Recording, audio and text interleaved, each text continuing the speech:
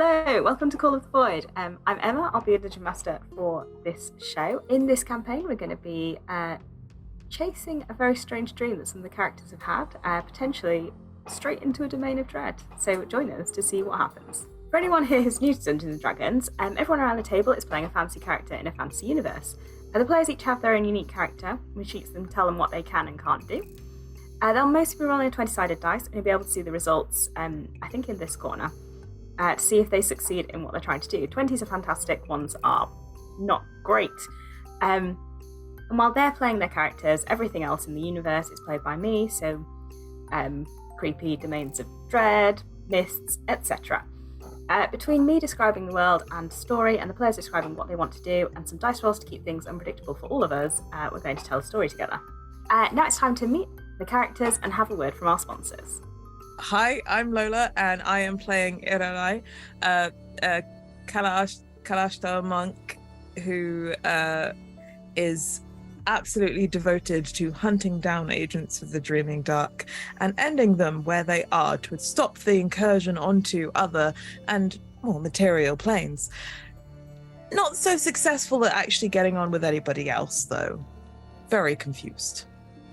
Hi, I'm Sam, and I'm playing a guy with no name, who you'll probably get to know as The Hand, who is an orcish Oath of Redemption paladin. He's done some bad stuff, he's started doing some good stuff to try and make up for it, and he cares about justice. And that's all there is to say.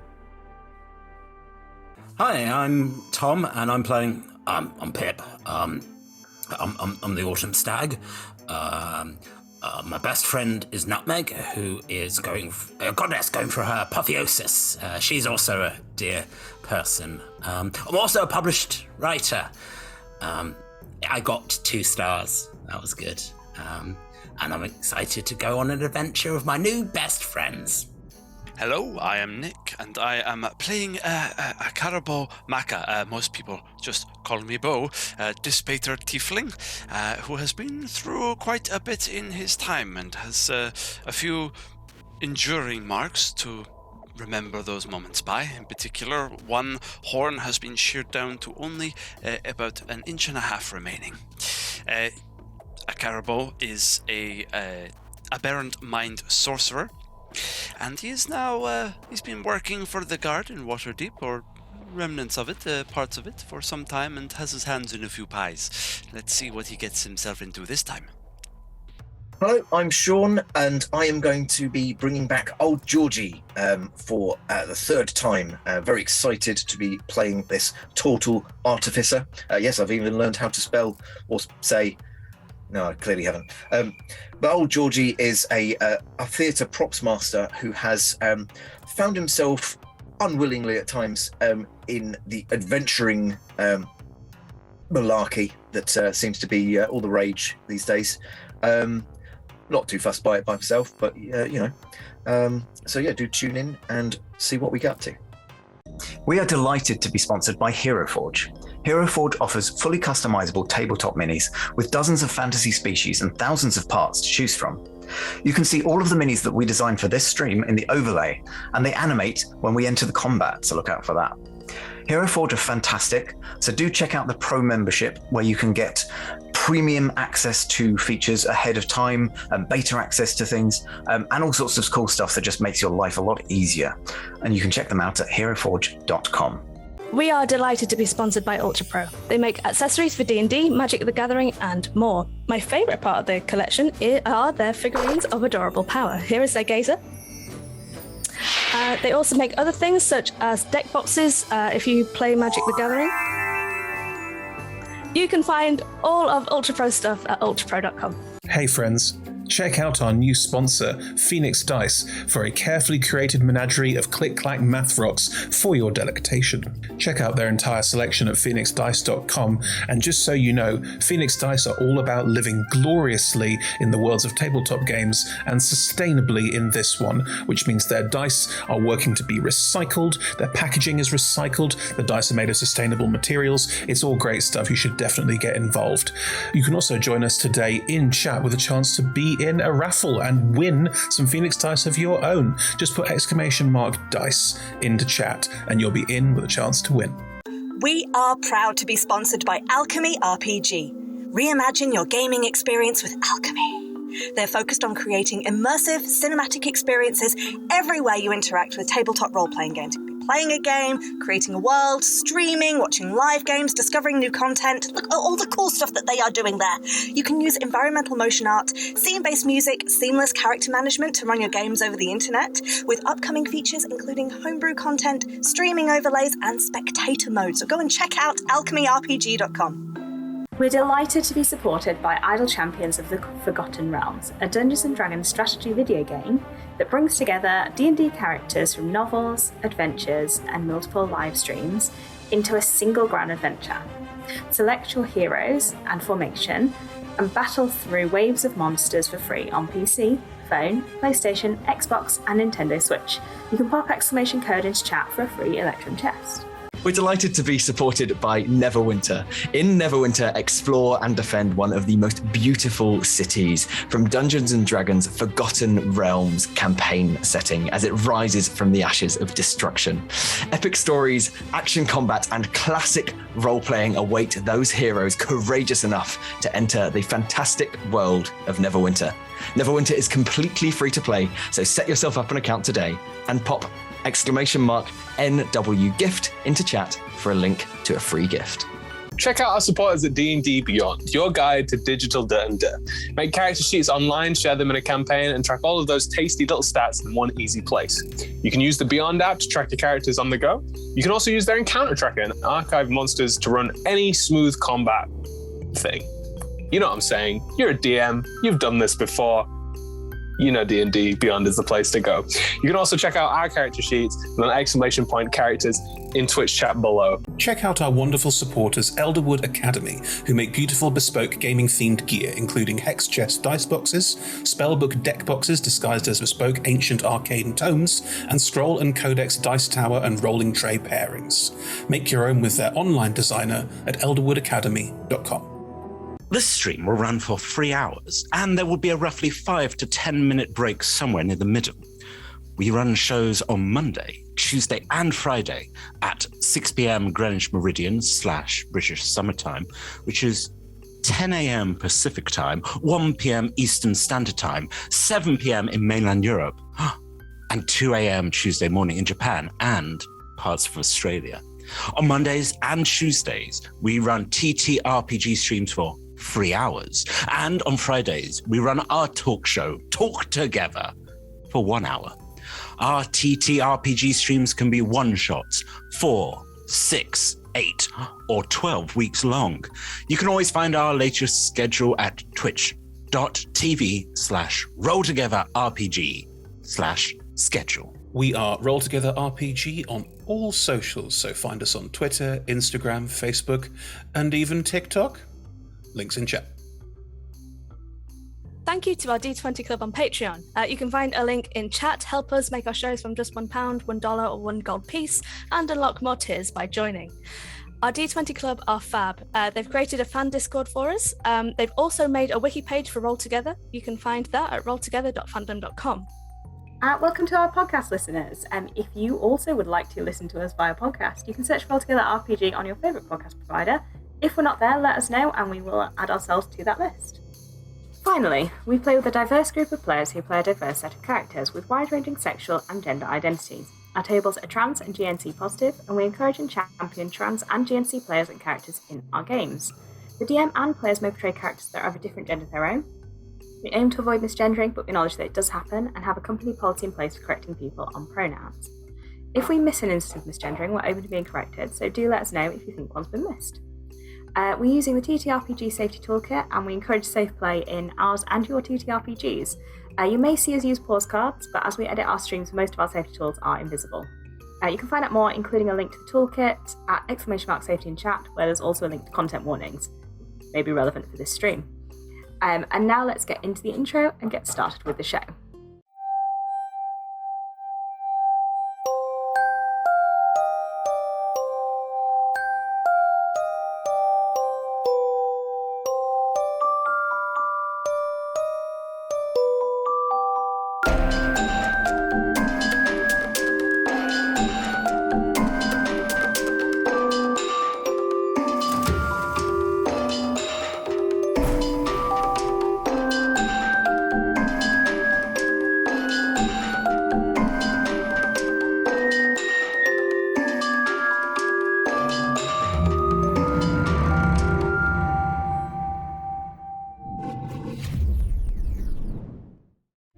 everybody, and welcome to our first episode of Call of the Void.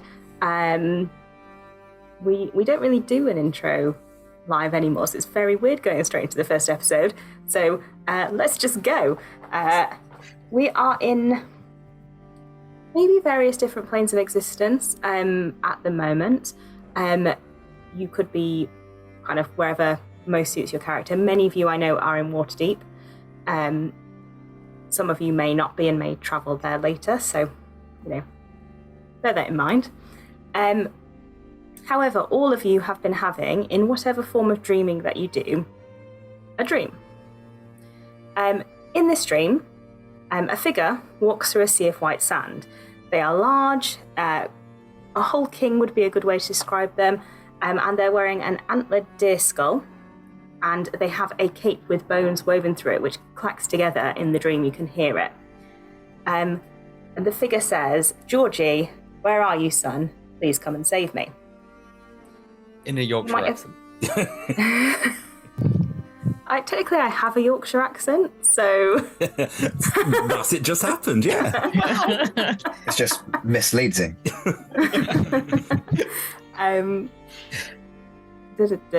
You might have only had this once. You might have had it repetitively over a number of months, potentially over a number of years. We'll start...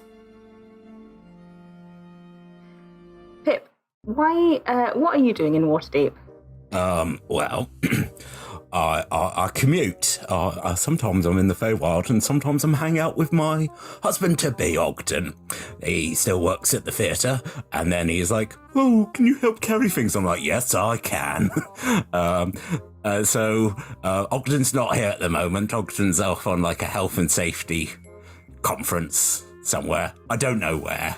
He's left. He left food in the cupboard, so I'm doing okay. He'll come back eventually. I mean, people Probably do for the leave me. best you've got.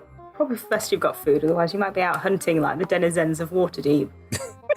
We have established there are wild deer in a lovely park. I'm not going to eat them, but just, yeah. It is that thing. Someone just leaves a sandwich out, and I'm like, well, that's just abandoned. Oh no, they're angry. Yeah, I haven't been having a good time. I'm learning about social conventions. So yeah, I'm just, I'm hanging out in the house that I sometimes share with Ogden. There is a bunk bed. We sleep in the bottom bunk because my antlers get stuck in the ceiling. So I've probably just woken up from having my midday nap, and oh no. I am now concerned that someone is going to skin me and make something out of my skull with these antlers, but I also maybe I'm Georgie's dad. Who knows? It wouldn't be the weirdest thing that's happened to me this year. What does Pip look like, just for the audience? Okay, so Pip is he's about 6'2" from antlers to hoofs.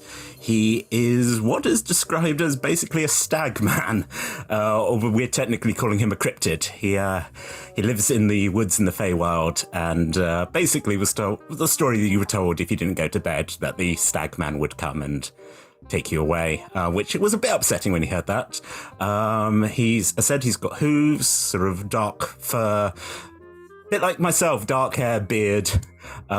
His left eye has it's like he's in a bright light at all times due to a incident where his adopted children all exploded and it left a scar. Who would do such a thing to you? What a fiend, yes. And we would hate for that all to be lost to the sands of time.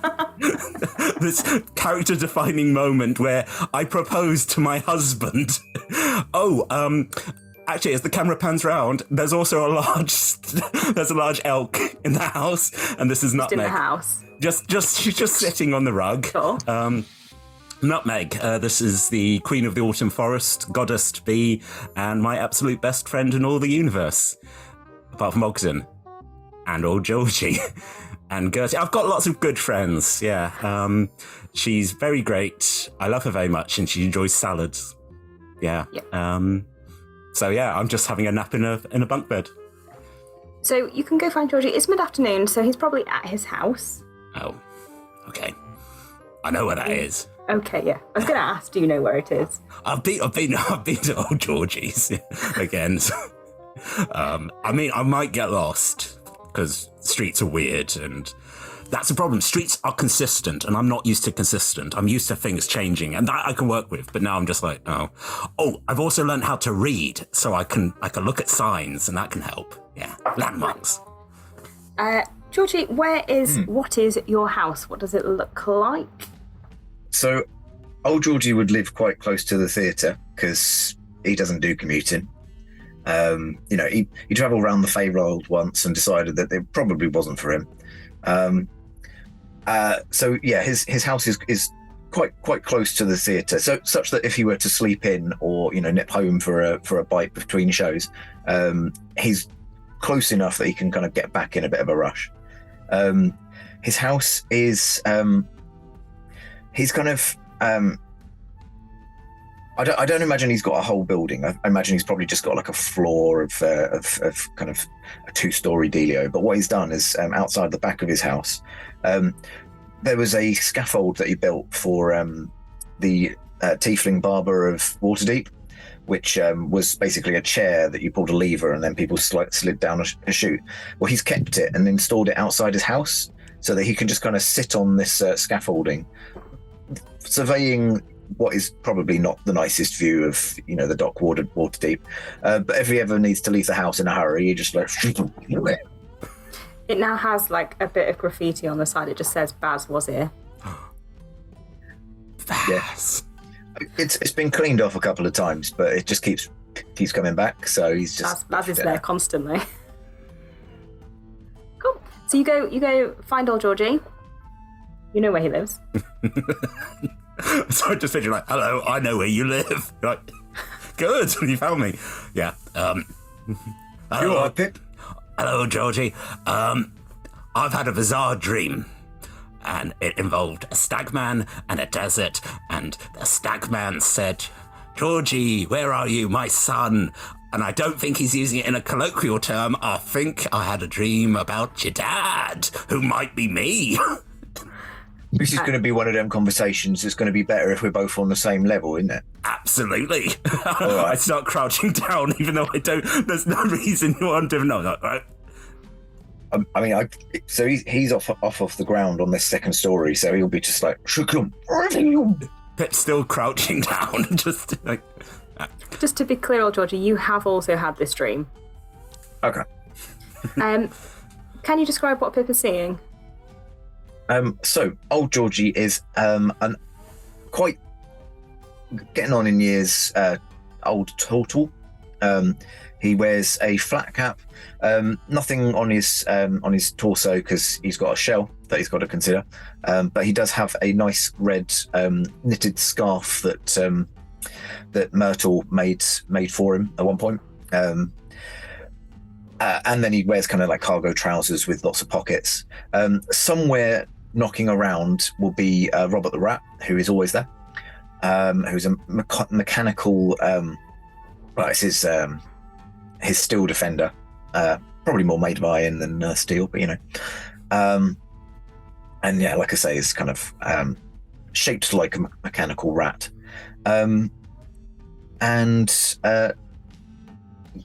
if you imagine kind of the sort of tortoise that your granddad may have kept, certainly my granddad used to keep tortoises. He's that kind of pet tortoise brown in colour.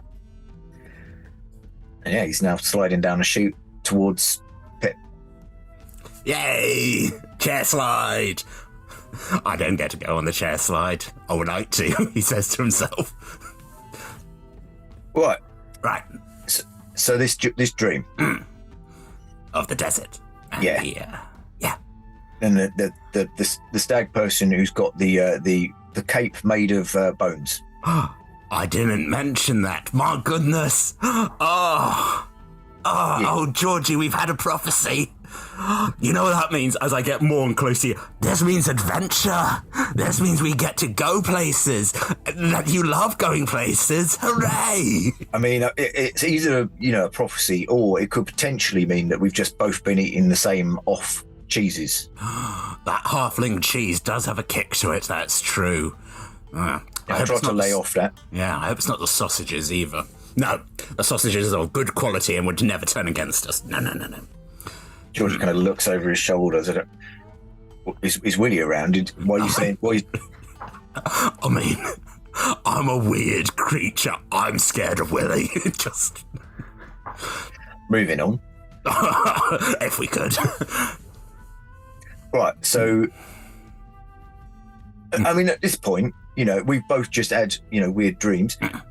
I've had this one a fair bit though. I have to tell you. So, are you sure you're not just remembering me maybe telling you about it?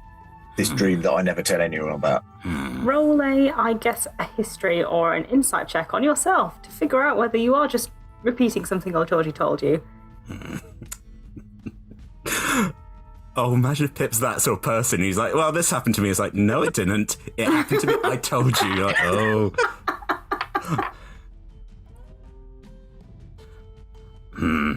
Well, that's a natural one. It could just be coincidence. It could. Thinking about it, maybe Georgie did tell you. Maybe it is. Just maybe it's in from maybe you're writing a play and you maybe. No, okay. Apologies. Apologies for stopping your chair time. That's all right. That's okay. Do you want to do?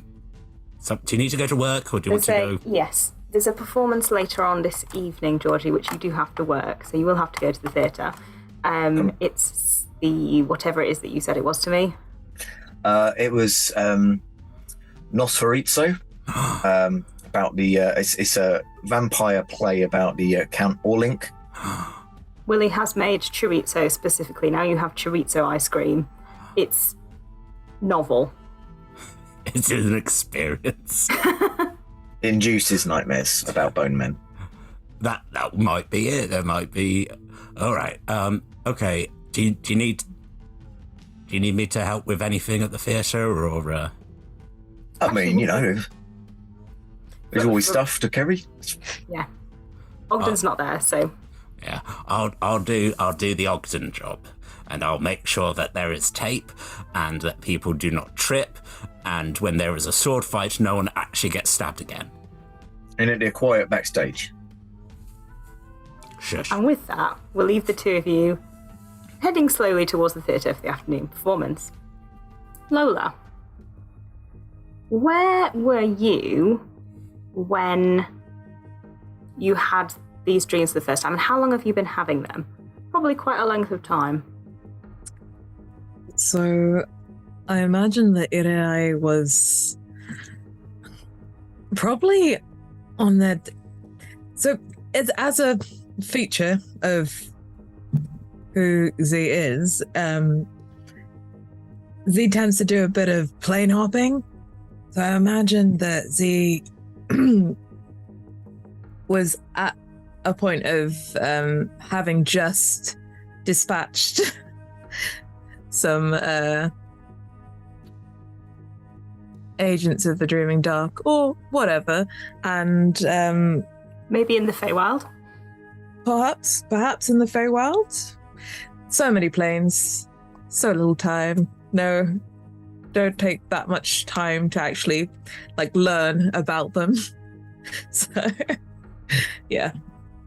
But imagine that he was just doing that and then had paused to kind of meditate and rest, and this vision came to him. And what does Irai look like? Irai. So Z is very dark-skinned and has these kind of abstract splashes of color that surround almost these what look like kind of slashes that peer deep into the skin, but they're these really gold and kind of sunlight kind of colors in the center, so color around each of that. But Z is very tattooed, as well as wearing relatively minimalist type of clothing with a a sash and cowl around their neck, and lots of layered skirts over some like slim pants and sandals. Yeah. Amazing. And how would you have reacted to having this dream a few times? So I think it wasn't super unusual initially, because Z would have just treated it as a communication, like some way of communicating with Ray. The quarry spirit that kind of inhabits them. So I think initially it would have been like, okay, that's the job that I have to move towards that. I have to find this old Georgie. And so he would have been doing some investigation and kind of talking to people on the different planes that it stopped on. But it would be like, oh, we're in the, not necessarily in the Feywild. It would have been like, oh, we're in, I don't know, this random plane of whatever that old Georgie probably has never stopped in. Beastlands. Yeah. No one here has heard of old Georgie. Roll because you're a Planeswalker Ranger, roll a survival check to kind of do your investigation and try and track down. Sure. I don't know why it's taken me so long. I have a +12. Oh, because I rolled a 6. That's an 18. It's still an 18. It takes you a while. Over a few months, you travel between lots of different planes. You keep asking the question. Eventually, when you are in the Feywild, there is someone who remembers a turtle called Old Georgie, who was originally from the city of Waterdeep, which you would probably be aware of, on the material plane, and who was something to do with the theatre. Mm-hmm.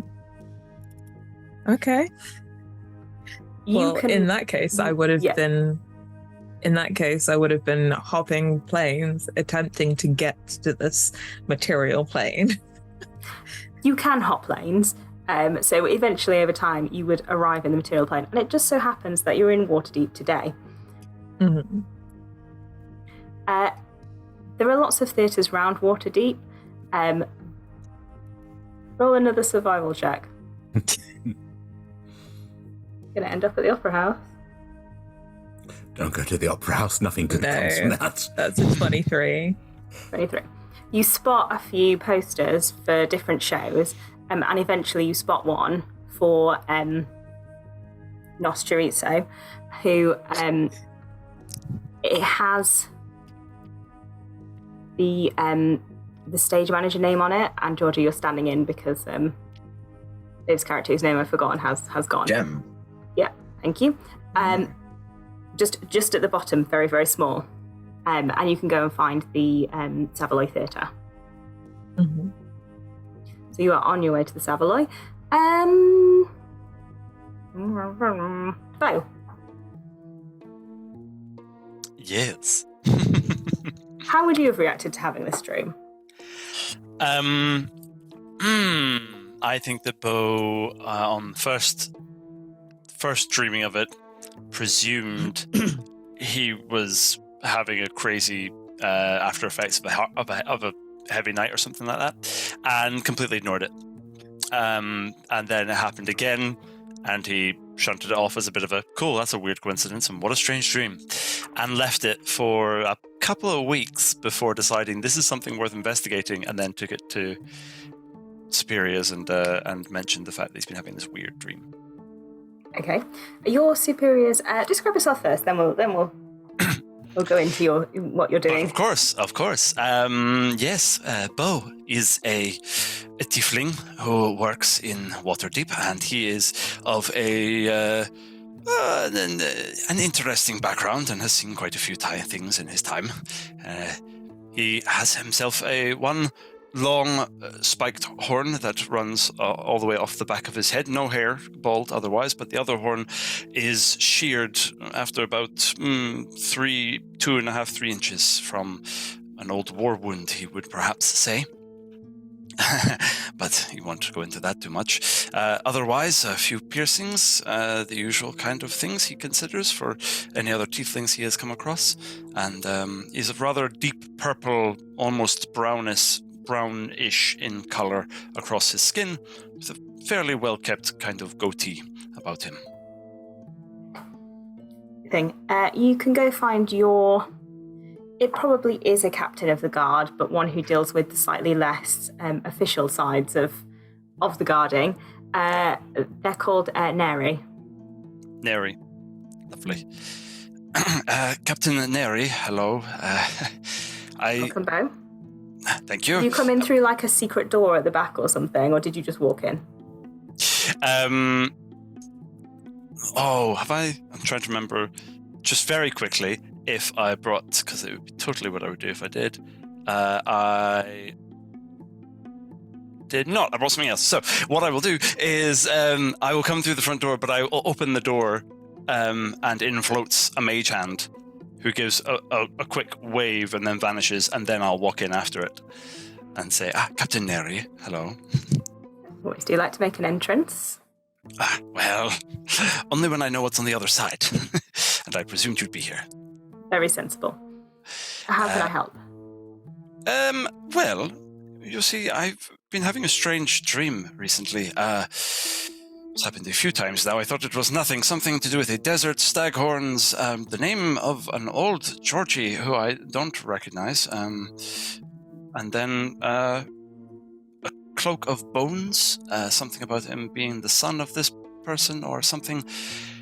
I thought it was nothing at first, but I'm beginning to fear that actually this is perhaps a portent of something coming or something that needs to be done. Roll a persuasion check. Okay. Let's try to persuade my superiors. Oh, great. It's a natural one to start the game.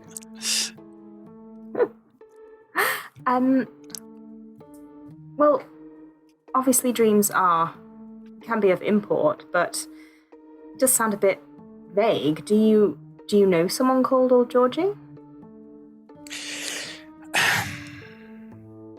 To rack my brains, I don't know if I would do. Although I've been around Waterdeep for a while, so perhaps. Roll a history check. Maybe this one will go better for you. Fingers crossed. 14. 14. No, you haven't heard of an Old Georgie, but you have quite a large network of spies who you could tap to see if there is someone in Waterdeep by that name. Great. No, I don't think I do know an Old Georgie, but somebody around here might. I can put out the feelers. If you can convince me that it's important, and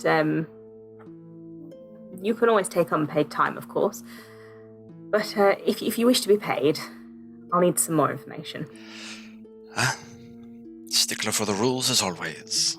Okay, fine. I will go and see what I can uncover.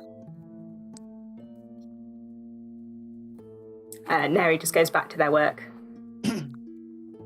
Take that as my cue and leave and go in search of my little network of spies. How big is your network of spies, and how far across Waterdeep do they operate? I've had a fair bit of time to get myself established, so I feel like I would have a decent network of spies that spreads its way out across Waterdeep. So I think I've got... I'd have people associated to certain areas, so there'd be like somebody who pays very close attention to the trade that comes in and out, people who pay more attention to like the goings on, the local gossip and so on, and if there's anything that's important there, within the guards system as well and stuff like that. So depends which area I'm going to, I suppose, but I would have people established in each area, whether or not it's I think I'd be more focused on trade and so on, but I think I'd have somebody somewhere. Yeah, it wouldn't take you long, and because you do have this network set up, I'm not going to make you roll. It wouldn't take you long to find one of your spies, who knows of Old Georgie. It would be the one who works around the dock ward, so it would be trades. they're aware of old Georgie because of his plane hopping activity. The Savoy crew are not an unknown entity to your group because of their exploits so far. You're also aware more generally of what's happening in the city. You get reports of Zentarim and Xanathar Guild uprisings, more activity than usual in those areas. So you get quite a lot of information back from your spy networks about various different things, but you do find the name of old Georgie. You would be aware that he's previously travelled to the Feywild, quite unusual for someone who works in a theatre, so potentially is someone of interest. Cool. I'm going to take that back to Captain Neary because I want to get paid. More news? Yes, Captain Neary, I think you will find this quite interesting, actually. I mean, there was a fair few things about this Zentarim guilds, but I digress. Old Georgie is, I believe, in the theatre. He works down there. Has been known to plane hop on occasion, so would be somebody of interest. Perhaps one of those adventuring types, people that go around and try to... well, whatever, really. But I know he is in town, and he can be found. Roll a persuasion check with advantage this time, because you should go and find your information. Lovely. Persuasion, roll twice. First roll is a 9. Second roll is a 26. Very nice. Well, we're going on an adventure. Oh yeah. Since you put it so persuasively,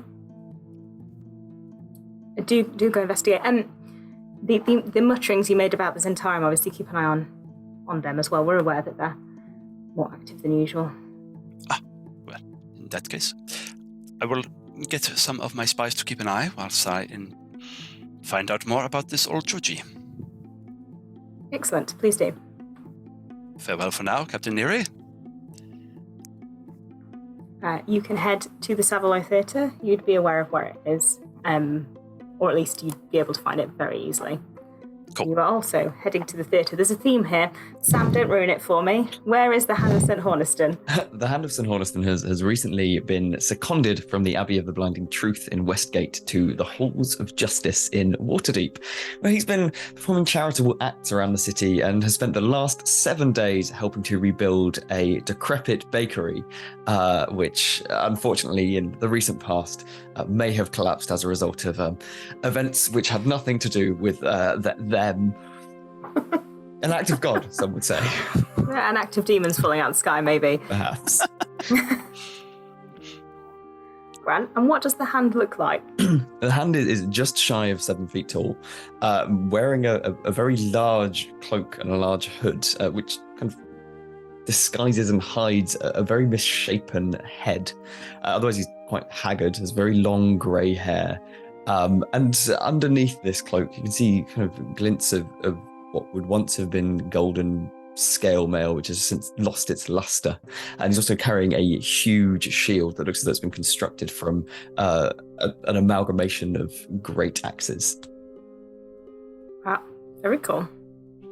And how did the hand react to having this dream? The hand isn't quite sure as to whether old Georgie is someone he may have accidentally killed in his line of work. I was not traumatized by these dreams any more than the others until it had recurred about half a dozen times and then started to become an issue. Thus, he's been repenting and helping the poor Waterdavian citizens because there's no greater injustice than not having a croissant at breakfast. Oh, God. Is that the voice you're going with? Yep. I'm gonna die. Okay.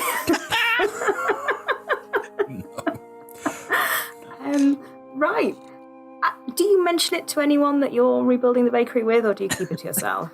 I think it's best not to tell people that you used to be a rampant murderer, but it's had a discussion with some of the justiciars at the halls of judgment.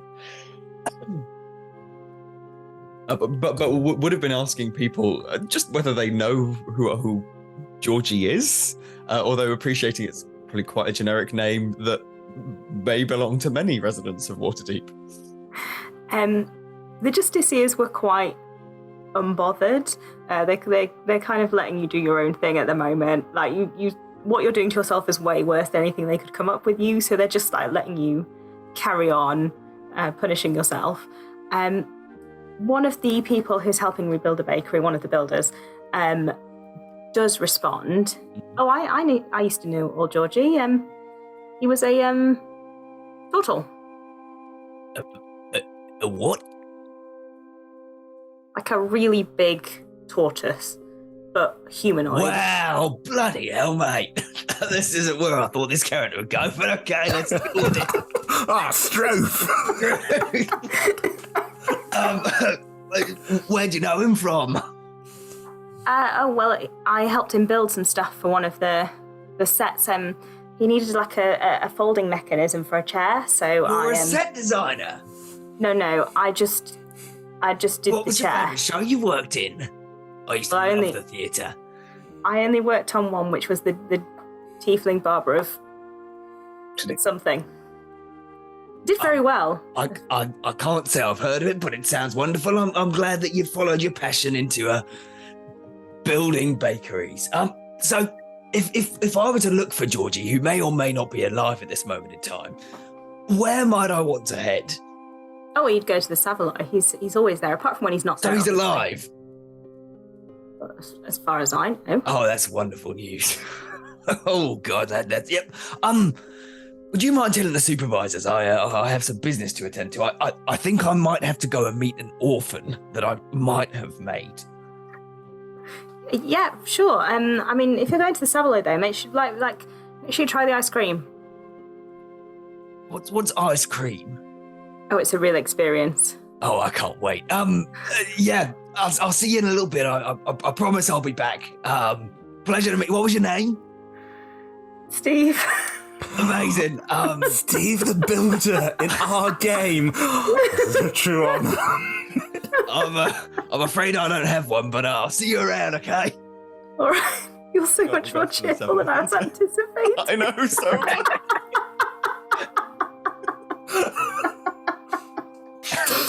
All right.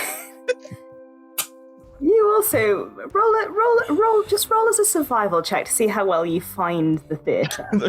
See how well your mind is coping. Sorry, I will actually roll that non-manually. Sam sent me all this backstory. I was like, wow, this is going to be a really serious, dour character, and it was. There I was, as everyone else is going. I'm going to be really sad and talk a bit like that, and it'll be miserable. Hello, everyone. Welcome to the Barbie. It's a 7. It was a 7. Yes. Gosh, it takes you a long time to find the theatre. Not been here long. Wander around having a nice time. In fact, it's almost the start of the show by the time you get there, which is also when Ira and Bo you happen to rock up to. And this unlikely group of people sort of coincides at the front of the theatre where you would have to queue to buy your tickets. Can someone get me some eyes scream? What is it? How much does it cost? I'd like some. Well, the ticket person, seller, well, there's ice cream at the interval, obviously. What's an interval? Right, well, when you come to see the play, which you're going to do, right, you're in the queue. I'm here to meet my friend Georgie, whose father may or may not be deceased as a result of my actions in a former life. Oh, that was a lot of information all at once. No worries. Well, Georgie's backstage, so I suppose I could take you to him now, or you could wait until after the show, and then the cast and the crew normally come out front, and you can talk to them. What would you recommend? Well, it's a very good show. And I wouldn't want to derail the production, you know. I know someone's probably put a lot of thought into it. I don't know where they'd like me to go at the moment. Where they'd like the show to go. It's only 5 silver to sit and watch. Oh, that's fine. I've got loads of money. Yeah, we'll get a ticket. 1 gold to sit and watch. I mean, oh no, I'm really poor. There you go. I don't appreciate means tested theatre, but the way the world's going.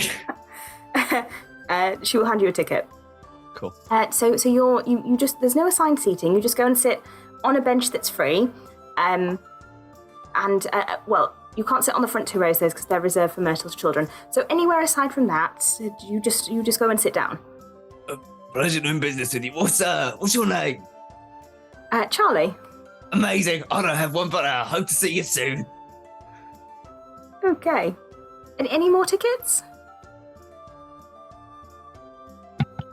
I think Irai is just wandering kind of around the theatre in a, this is new. he has not been anywhere near theatre before. So I guess we'll approach. Would you like to see the show? You just have to buy a ticket, then you can go inside and sit on one of the benches, and then the actors will come out and perform the show for you. Not for you specifically, but like for the audience. It's 5 silver. I suppose I have that. And we'll kind of dig through their skirts and hand over. Possibly slightly, well, no, they'll wipe it with their skirt and then hand it over. Oh, lovely, thank you. Great. This woman carefully like slides the coins off her hand into the box and then like holds her hand. You know when people have stuff on their hand and they like hold it slightly away to avoid touching anything. Here's your ticket. Any bench you like, apart from the front 2 rows because they're reserved for Myrtle's children. A very nice gentleman just went in, so maybe you can sit next to him. He also appears to. It would be better if you sat, really. I don't sit in places where there are lots of people. Right, You okay. never trust. If you're going to stand, you can stand right at the back with your back against the wall, and that way you won't get hit by any of the actors when they move around. That is a thing. Well, they're just, they're sometimes they go into the audience and interact with people, and you just wouldn't want to be in any of their paths. Cordithas can be quite gestury. So be prepared for attacks from actors. No, they're not attacking. Please, if you just stand at the back, you'll be absolutely fine. Right. And we'll kind of stride past as if he knows where he's going. He has no clue, but... It's quite a small theatre. There's a bar, and then there's the auditorium, and there's not a lot of places you could go in the front of house that would be confusing. Oh, and then we'll turn around and go, Old Georgie? No, I'm not Old Georgie. I'm Charlie. Oh, you're the second one tonight who's looking for Old Georgie. He's backstage at the moment, but if you wait till the end, he'll come out front. Would you like me to tell him that you're looking for him? Yes. And who are you? Irai. I'll let him know. Please do. And we'll stride back in. Any more tickets? Last call. The curtain's going up in 5 minutes. Hold on. Yes. Hello. I don't know if I'm here for the show. I'm looking for an old Georgie. Really? Yes. You too. Roll an insight check. Okay. Yes, please. Insight check. 11. Right. She's definitely confused, but lots of people are confused. It could be nothing. If you buy a ticket, he's backstage at the moment, but he'll be out front at the end, and you can chat to him then. That sounds wonderful. Yes, I'd love to see the show, of course. Yeah, certainly. How much for the ticket? 5 silver. Of course. Hold on then. And I will pull out 5 silver and hand it over. The bar is still open, yes? Oh yeah, you've got just 3 minutes now. Could I just check, would you like me to let old Georgie know that you're here? And if you sit next to the quite large gentleman who sat on the 3rd row, I think he's also looking for old Georgie, so maybe you can just all, meet at the same time. Ha! Other people. Interesting. What an intriguing day. Okay, I will keep that in mind. But you don't have to introduce me. I'll be able to find him if I follow this tall person you mentioned. Great. All right, well, enjoy the show. It's really excellent. Make sure you have the ice cream at the interval. On your recommendation, I shall. I go straight to the bar to get a drink very quickly. You get poured the fastest pint you've ever seen in your life. It's got quite a lot of froth on it. The man behind the bar is now in rush stage. Got you. I make a mental note for future reference. That's fine. Yeah. And you can go into the auditorium. The auditorium is quite nice. It's got that kind of church hall-y feel that theatres in the UK have sometimes, where the stage is raised, all the seats are on the same level. In this case, they are benches. There's wood panels all around the sides, but it is quite a large stage, and there's nice red velvet curtains hanging.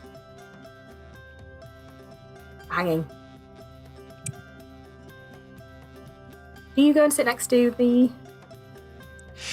I'd like to see if I can find them, and then I won't sit right next to them, but I will sit nearby and actually watch them. Roll a perception check. Perception check.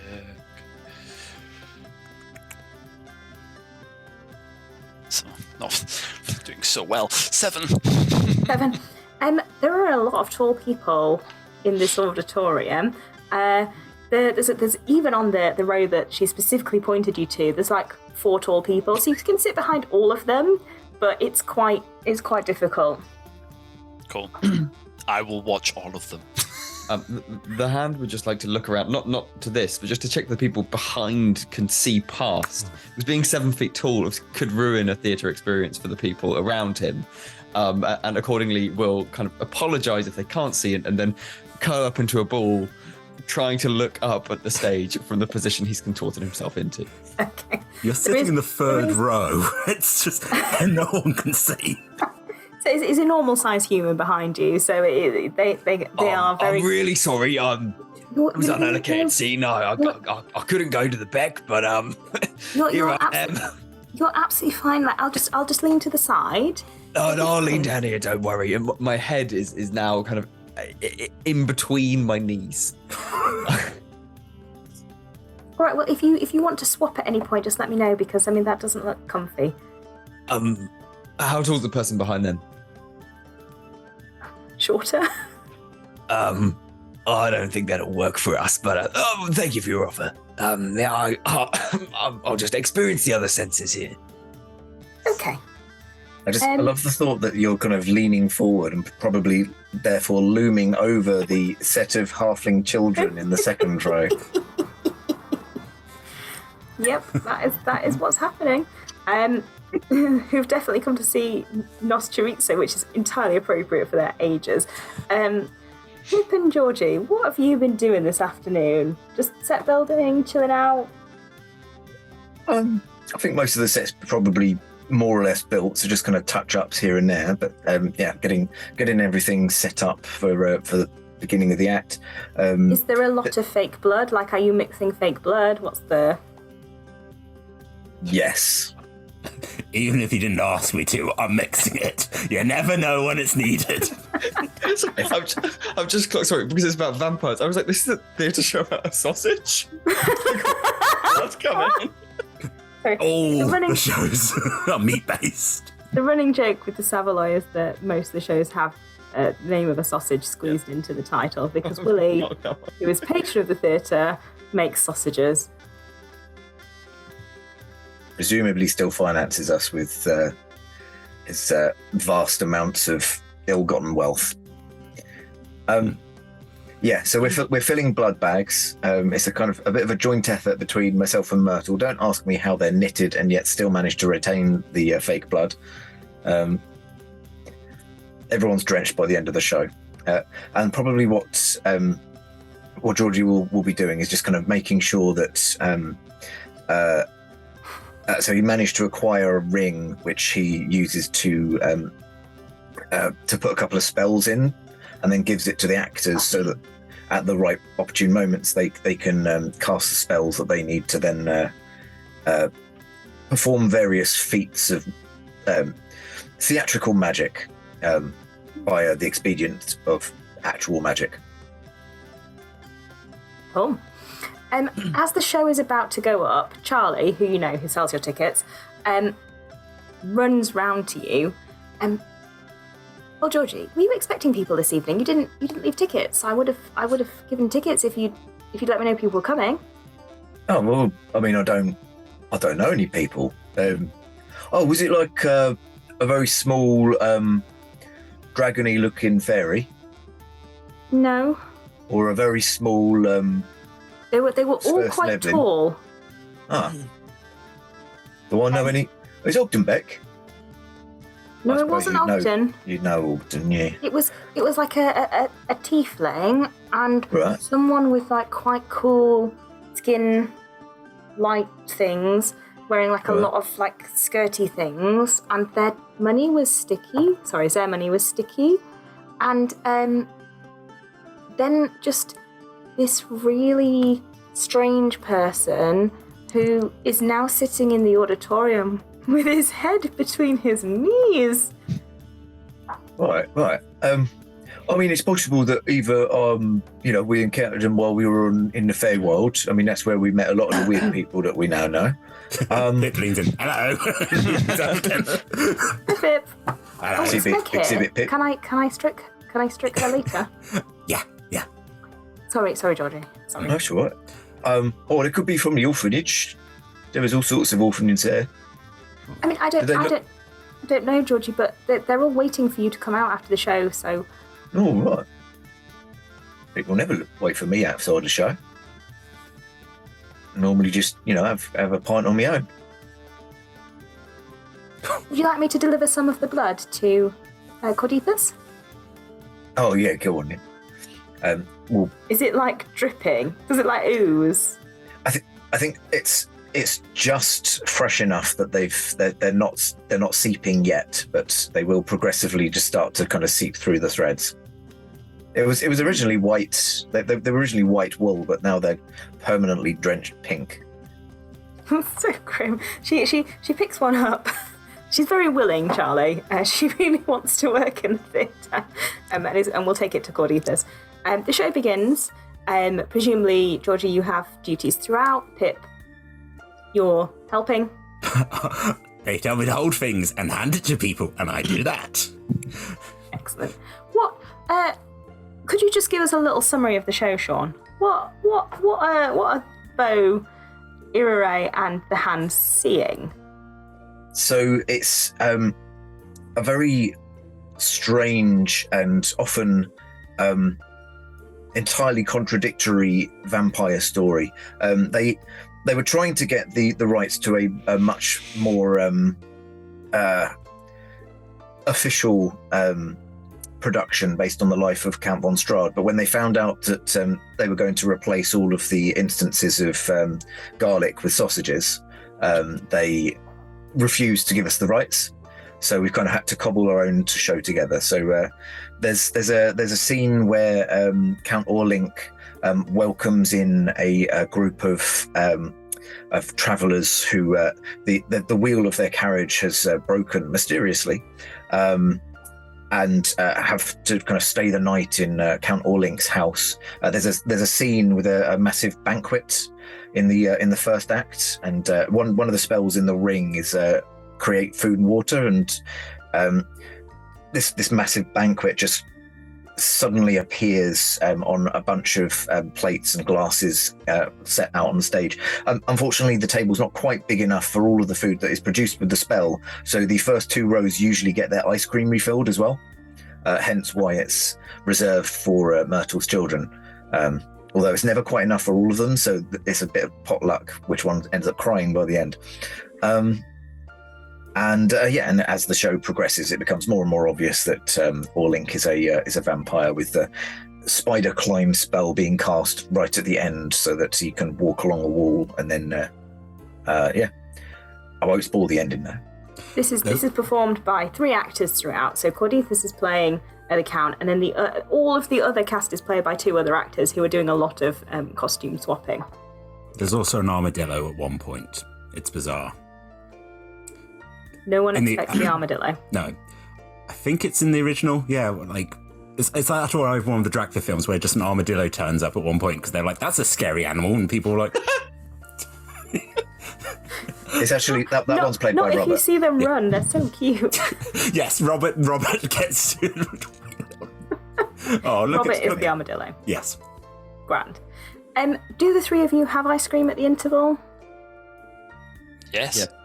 but won't raise the head up, just like kind of angled to the side and shoveling in. No. Roll I guess, Sam, I need you to roll me a Constitution saving throw, and so something, maybe a Constitution saving throw as well, just for how it tastes. Okay. It's a natural 1 + 8 for 9. That makes sense. You've been hunched over for this entire show, and the ice cream is just a little bit too much. It's salty, it's sweet, it's sort of spicy, and for the rest of the show, you have hiccups. Much to the delight of the person behind you.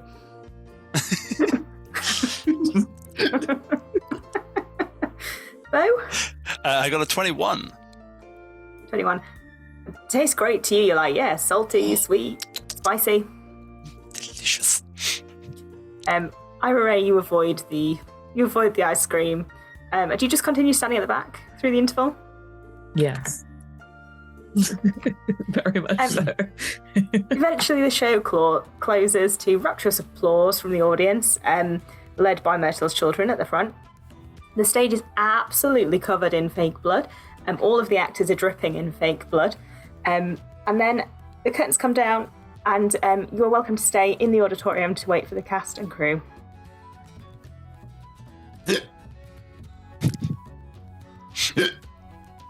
Did I do this to you last campaign as well? Did I give you hiccups there? After. Oh, okay. Yeah, to both of us. Sean, you're welcome to emerge at any point you like. There's no conversation happening, so, please, as soon as you... Yeah, I mean, it takes a little while because Georgie forgot to prepare destroy... I don't even know if I can have it, actually. There's no destroy water spell, so the blood has had to be mopped up manually, but eventually old Georgie does emerge and just kind of looks around at the smattering of people that are left. So Myrtle's grandchildren, it's definitely not any of them. There are 3 quite tall people remaining. One is stood at the back of the room, leaning against the wall. The tiefling and the hand, one is sat behind the other, and you are very, very quickly drawn to the person who is like hunched. Are you still hunched, or have you sat up now? Well, from where I was, I don't know if I would have necessarily noticed that everyone around me left. So it depends how much noise is coming from the stage. It's definitely over. Okay, probably would have sat up and is now looking for a turtle. A turtle, yeah. One has emerged. This person, you saw them occasionally as you were changing things during the run. What has been sat? I'd like to offer my condolences on the loss of your father, which I may or may not have participated in. Those hiccups are pretty nasty. Do you want some water? Yeah. Oh, I'm health and safety officer. That person is having a moment. Do you have a next of kin I can inform? Wait, no, that's the last step. Glass of water. Dash off this side of the stage. Ice cream. Oh, yeah, no. Yeah. Yeah, nah. Are you Georgie? Yeah, but I mean, old Georgie, they call me. I've been Georgie for a number of years. The rest of you can hear this. Mm-hmm. Were you saying something about my father? Yeah, I might have killed him, but I'm not entirely sure. All right. Well, I mean, let me put your mind at ease. I was left on the doorsteps of an orphanage. Oh, amazing! So, Okay, great news. I'll see you later then. Right. Have a wonderful time. Oh, great show. Wait, your water. Yeah, you. There you go. Wait. Do I know you? Because you seem to. You sat through this whole thing just because you thought, but you might have killed one of my relatives. Yeah, my therapist told me I needed to face my trauma head on. I'd had a few dreams about when it might have been your dad, and I thought maybe I killed him and he was haunting me. But turns out no. All right, okay. I mean, yeah, the therapist will tell you that, but I'll be honest, you could just follow what I did and get a job in the theatre and never face him whatsoever. Do you want a job? Yeah, do you want a job? I made enough money in my trade to just do charitable work for the rest of my life. I'm highly privileged. It's all right, we take volunteers as well. Well, if you ever need a bakery constructed or I'm your man. I'm going to get into a quick huddle with Pip. Yeah. Pip, do we want a bakery? I mean, I don't not want a bakery. That's true, I don't not want a bakery either. Okay, yes. We can make sausage rolls. I heard about them. I heard they're good. Hello. Yeah. What kind of bakery can you make? Is it a good bakery or a bad bakery? Well, the construction will be sound, but I can't necessarily vouch for the quality of the product inside. Right, you've got me there. We'll have to talk to our boss and see if he wants to go into bakery business. From what you're aware, Georgie, any voluntary work will be helpful at the moment because your previous bank manager has died, and you are now under the cosh a bit as the new bank manager is just investigating all of the financial things that are going on. Well, this is genuine planned plot. I'm not making this up in reaction to what Sam's doing. Okay, cool. Well, I mean, there is something actually, bakery related that you could help with. I'm going to say bakery. It's more stage building, but if the offer of building a bakery is still on the table, then how do you feel about absolving your shattered conscience by helping out with all the steps of this show? Would you say that you or one of your associates has been treated unjustly in the last 5 to 6 years? Oh, absolutely. Oh, amazing! I'm in. Good talk. Pip, could you go and kick Charlie? Well, does the last 5 to 6 years include this very moment? Oh, absolutely. Right, hard. Okay. Hi, Charlie. I need to kick you. Why? What did I do? I don't know. I think it's something to do about injustice. And could you just look? I've been practicing stage combat. Maybe you can just pretend to kick me, and I'll fall over and scream. Yes. Yeah. Let's do that. Okay. Hey. Roll a performance check. Oh no. Is this going to be an injustice against theatre itself? That's a 6. Oh no, I really like Charlie. No. Me too, but yeah. Oh. Your leg swings very wide of Charlie, and she falls on the floor screaming, "Ah!" Oh no! To anyone watching, it's very clear. Pip did not contact Charlie, yet she seems upset regardless. Oh no! An act of violence. Oh man. My passive perception's 9, so I've fallen back in my wicked ways. Oh, goodness me. Now, Pip, health and safety. Remember the manual. Okay. Charlie, I need to put you in the recovery position. Oh no. Are you choking? Do I have to inform your next of kin? No. Good. Okay, I think we're done. We're getting a bakery built because I kicked you. Great. Excellent.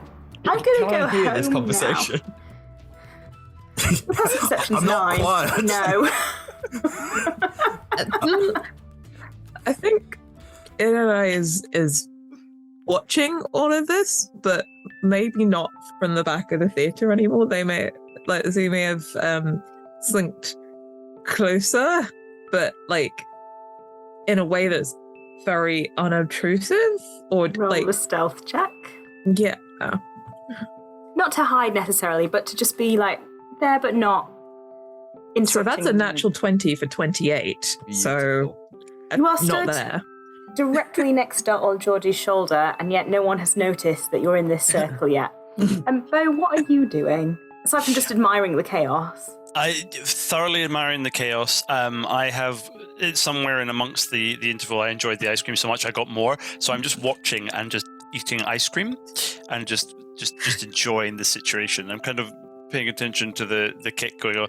I think I might have noticed as my passive perception is 15, so I probably was aware that I'm interested that you're still going for it, and no contact was made. And how strange.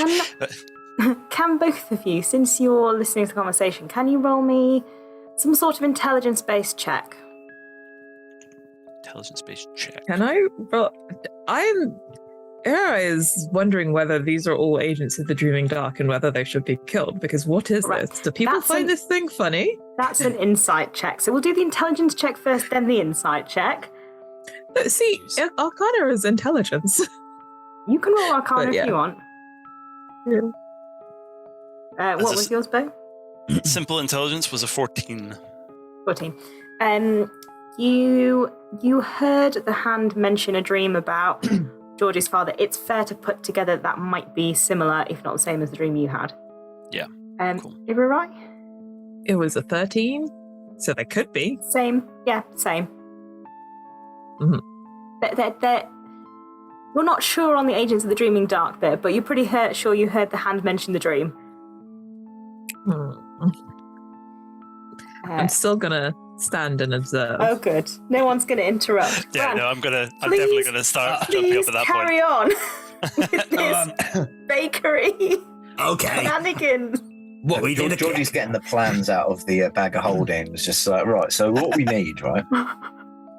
So, if I may interject here, if you don't mind, by what's your name, mate? Standing, it's very nice to meet you as well. Hello. You may call me, you may call me Bo. Full name is Akarabo, but Bo will be fine. Nice to meet you. And yourself, you must be. Yeah, didn't catch your name. Quite all right there. You seem a bit. Don't actually have one, but you can call me are we friends? We're business partners, I suppose. You can call me Handy. Okay. I mean, that is a good name actually, because it's pretty handy that you're going to help build us the set. So that's an absolute pleasure. Handy and George, Bo. What's the sorry, Bo, did not mean to interject. What's your name with the horns? Just you can call me Pip. Brilliant. Okay, Bo, back to you. Good. Okay, Pip, and so you're the Georgie, which is very good, who I have come to find, and this is probably because of something I believe which is connecting here. This is getting interesting. You mentioned a father and a dream. Handy, yes? Yeah. Handy. Right. But I didn't murder him, so that's fine. Yes, I don't think you did, no, because I have also had a dream, something about a father of Georgie and a desert and a cloak of bones. Oh, it's an adventure. Don't Georgie, it's an adventure. Pip, I might owe you an apology. That's all right. You might have... No, I'm pretty sure I had the dream too. It wasn't just something you told me. This is exciting. It'd be pretty impressive if you were remembering me telling you, because I'm fairly certain I didn't tell you. But, so I didn't particularly want to face this. I was kind of hoping that this whole, my father, my parents kind of thing might come up after I was dead. Did you kill your father? Well, no, I was a tiny baby turtle in a box. Sorry, I forgot about that. I mean, I Right. hope I didn't. Maybe you choked on me.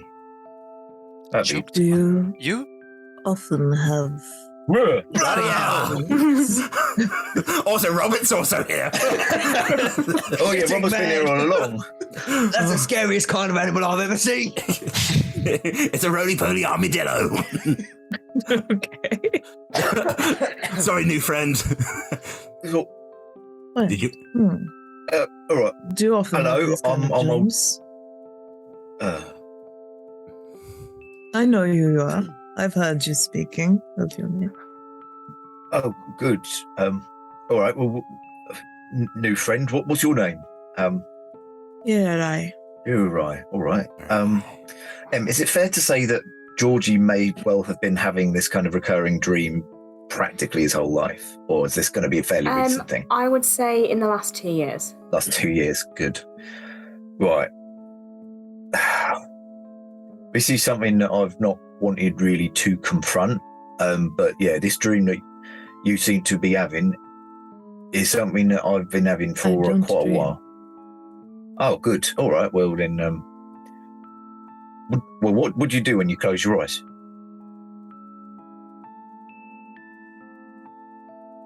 nothing. Oh. Oh, and yet you've seen this. You know what we're talking about? It came to me in a vision. I believe that Rai was trying to tell me something. However, this dream that you and Deep points to all of them, you appear to be having, could be an incursion from, well, the people that my ancestor incorporated left behind. Well, that doesn't sound very good at all, does it? No, it's my duty and the rest of us, our duty to wipe them out whenever they do incur on other planes. So you are saying this is a serious situation? It could involve... it could be quite damaging to the safety of Waterdeep, if not the whole realm. Not just Waterdeep, every plane everywhere. Fantastic. I'm getting a huge pay grade from this one. This is a big job. Okay, I'm in. What are we doing? So wait, so you're saying that this incur, is this going to be anything like the that thing with the demons before? Demons? They destroyed the happened? bakery. Yeah, it was a That really nice sounds bakery trivial. there. They did really nice ice buns. Croissants as well. Yeah, the ice croissants weren't so good though. No, But that they was a tried, mistake. and that's the important thing. Exactly. That's the art of bakery, isn't it? If it's anything like this ice cream, I will be there to have plenty of it. Well, in the name of the bakery, then suppose I'm in and all. Could each of you roll me history, arcana, or religion? I'd accept a survival as well from you, Lola, but not from anyone else. Oh man. 3. It's Well, it's a 0, 0, or 4. Guess which stat I'm gonna pick. I'd go for survival if I were you, but personal choice. It's a 28. 16 Arcana. 8 plus 4 for 12 religion. I almost thought that was my turn to roll a 1, but it was a 7, so it's a 16 in total. And a Or- dirty 20 religion. Okay. Oh, So- history from me. Yeah, so the hand, nothing occurs to you. Makes a lie. Makes a change today. Sorry. We got was it 2 16s? One for Arcana and one for History. I think even then, nothing like pieces together in your brains just yet. Pip, for some reason, you are aware of domains of dread. You are aware of places where bad things are sent, possibly because someone threatened you with it in the past or something similar. So maybe in your mind you start to put together maybe that could potentially be something to look at. Irarai, you've probably travelled through Domains of Dread. You may be one of the few people who can travel through them without getting stuck. They're quite bad. This does tend to be where really bad negative things go. And something about the visions, you've been turning this over in your head in a while, has that feel about it that the Domain of Dread normally, a Domain of Dread would normally have for you. You would be aware that you access Domains of Dread through the Shadowfell. They're very dangerous to traverse, and you can get stuck in them. I believe that our goal is via the Shadowfell. We must travel to a Domain of Dread.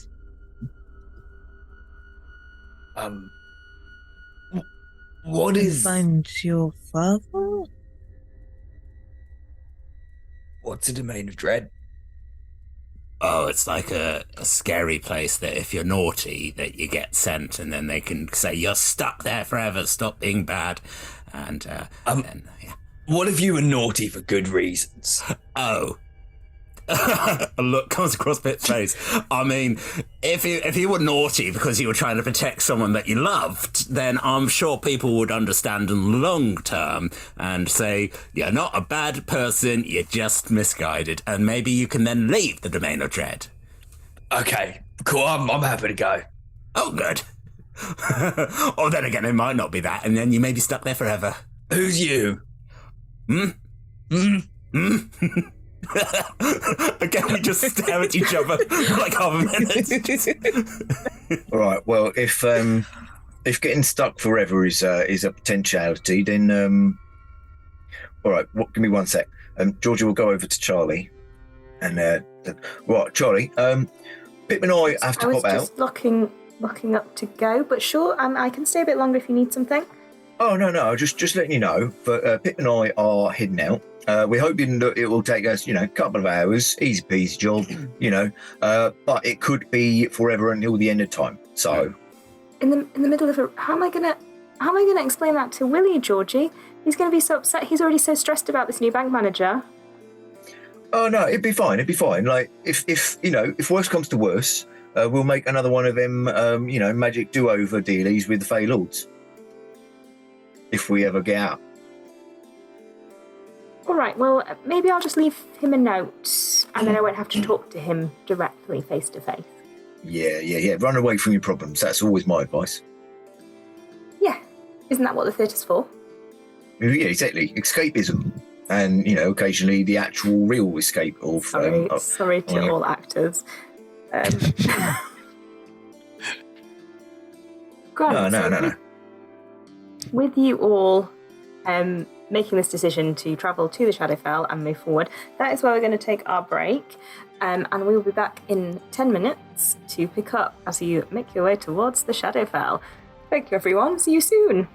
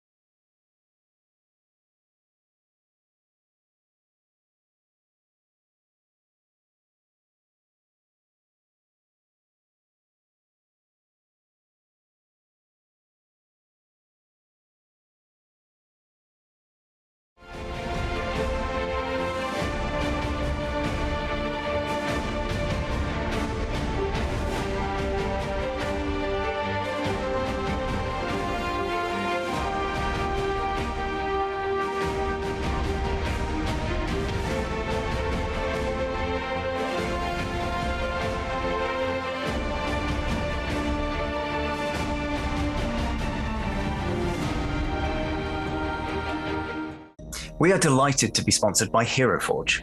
HeroForge offers fully customizable tabletop minis with dozens of fantasy species and thousands of parts to choose from. You can see all of the minis that we designed for this stream in the overlay, and they animate when we enter the combat, so look out for that. HeroForge are fantastic, so do check out the Pro membership where you can get premium access to features ahead of time, beta access to things, and all sorts of cool stuff that just makes your life a lot easier. And you can check them out at heroforge.com.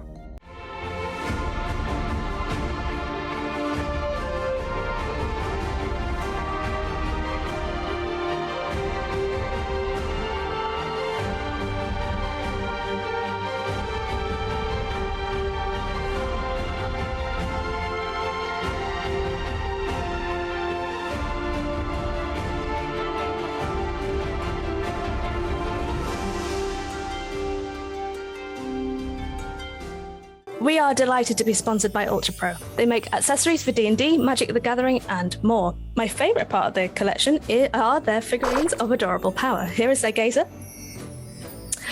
They also make other things such as deck boxes if you play Magic the Gathering. You can find all of Ultra Pro stuff at ultrapro.com.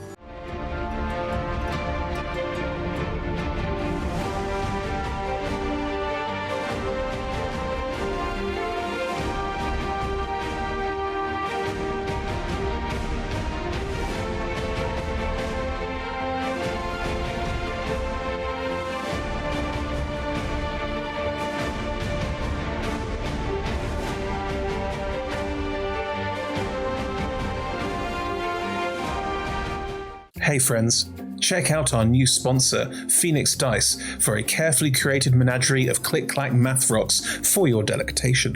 Check out their entire selection at phoenixdice.com, and just so you know, Phoenix Dice are all about living gloriously in the worlds of tabletop games and sustainably in this one, which means their dice are working to be recycled, their packaging is recycled, the dice are made of sustainable materials. It's all great stuff. You should definitely get involved.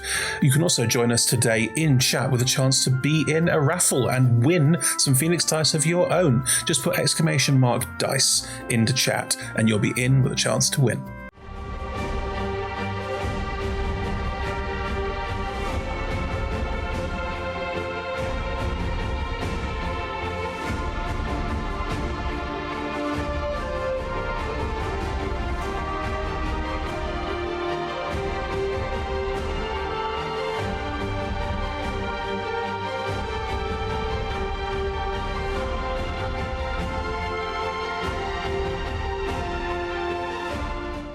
We are proud to be sponsored by Alchemy RPG. Reimagine your gaming experience with Alchemy. They're focused on creating immersive, cinematic experiences everywhere you interact with tabletop role-playing games. You could be playing a game, creating a world, streaming, watching live games, discovering new content. Look at all the cool stuff that they are doing there. You can use environmental motion art, scene-based music, seamless character management to run your games over the internet, with upcoming features including homebrew content, streaming overlays, and spectator mode. So go and check out alchemyrpg.com.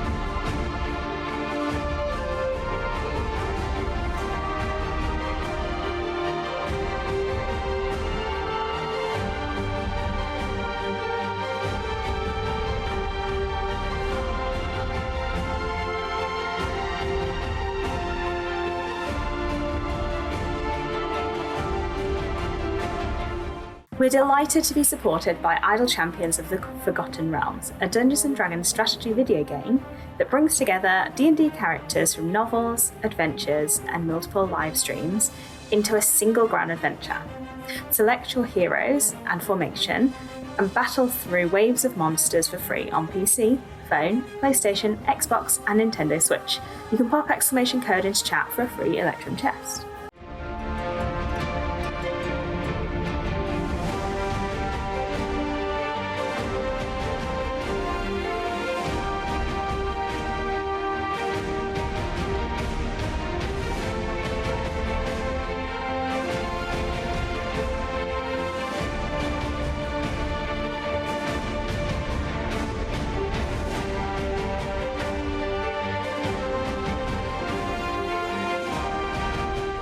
We're delighted to be supported by Neverwinter. In Neverwinter, explore and defend one of the most beautiful cities from Dungeons & Dragons Forgotten Realms campaign setting as it rises from the ashes of destruction. Epic stories, action combat, and classic role-playing await those heroes courageous enough to enter the fantastic world of Neverwinter. Neverwinter is completely free to play, so set yourself up an account today and pop !NW gift into chat for a link to a free gift.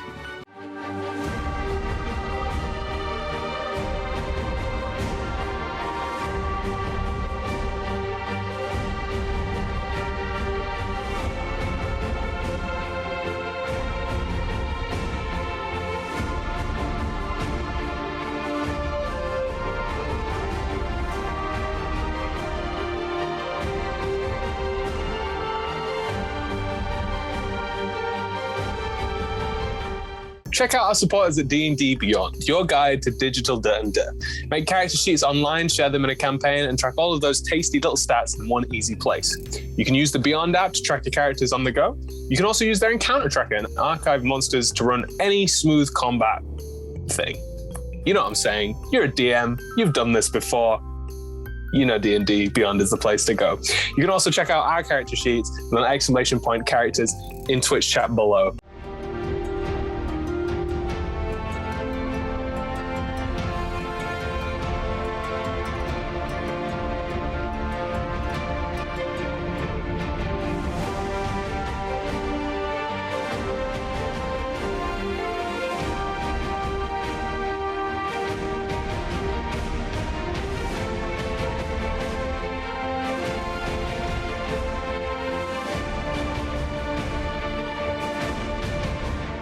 Check out our wonderful supporters Elderwood Academy, who make beautiful bespoke gaming-themed gear, including hex chest dice boxes, spellbook deck boxes disguised as bespoke ancient arcane tomes, and scroll and codex dice tower and rolling tray pairings. Make your own with their online designer at elderwoodacademy.com.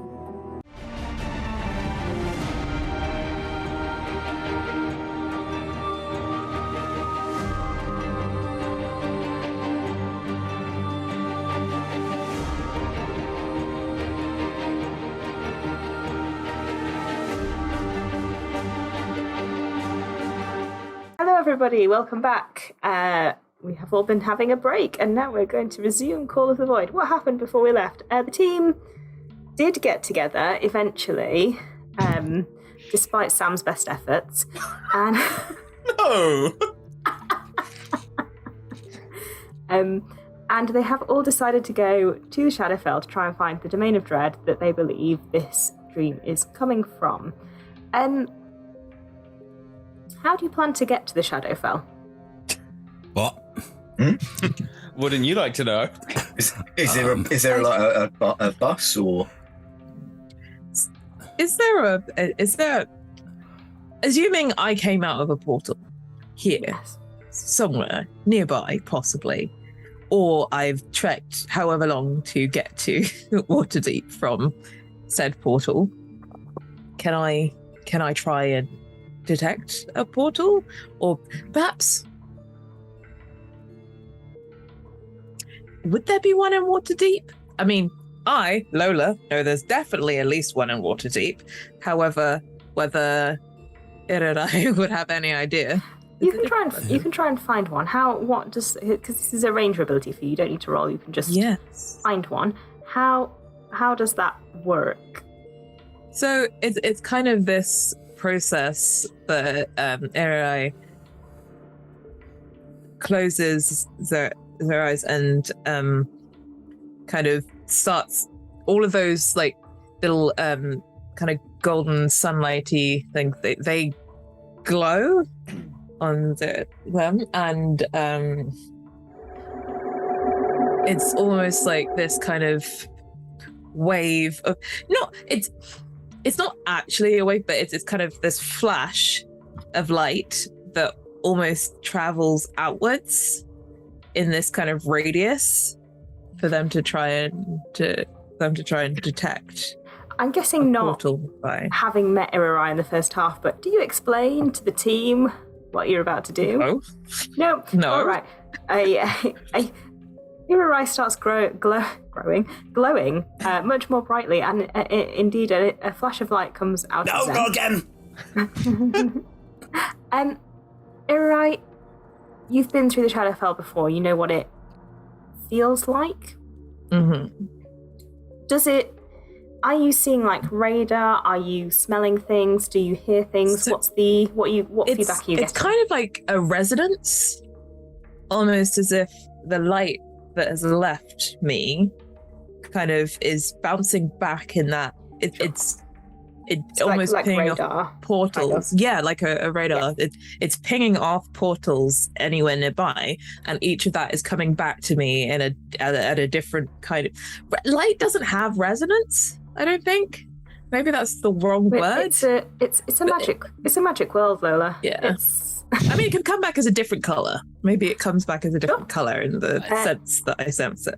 Gran. In that case, from the Shadowfell, it's coming back a sort of murky, browny, black, like a sort of water you'd expect to see in a swamp. Just the color of sadness. I mean, I actually quite like brown. No, I like swamp sadness. Yeah. So you do get other portals. There are other different colours coming back for you, but you're looking specifically for that one. It's below ground, not too far away from you, but definitely below ground level. Okay. So when you say below ground level, is it under the theatre? Is that what I'm feeling, or is it? It's not. No, it's not directly under the theatre. It's like a little way away, but just below ground level. Okay. I was going to destroy some theatre, but clearly don't need to. Right. So Z will open her eyes and say, I have found a way not to follow me. And it's just no other explanation, because why would they? Like, it's not. Why? People? Who? Guess we're following. So I'm just striding off. I'm going in the direction that I felt it coming from. Just to clarify, we're following them after that. Yeah. Based on the fact we've all shared a dream, and one of us may or may not have murdered Georgie's dad, or would be Georgie's dad. Yeah. Okay. Works for me. Yeah. No.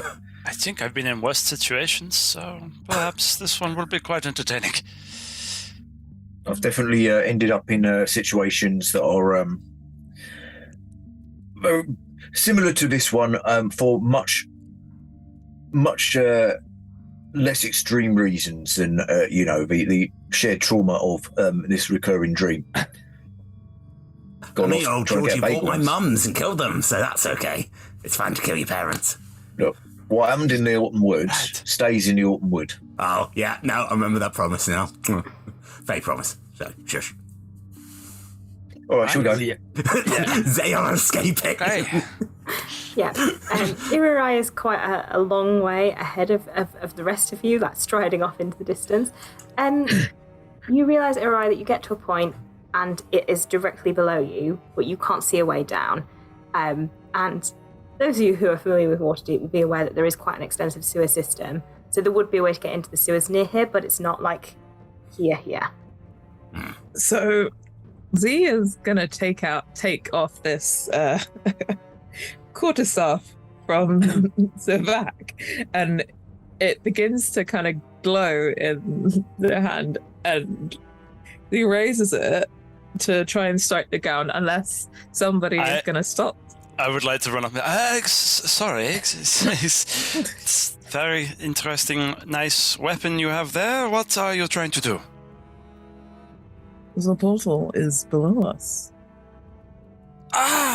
So sewers, I guess. That's lovely. And whilst, hey, don't get me wrong. If you're going to bash things, it's good.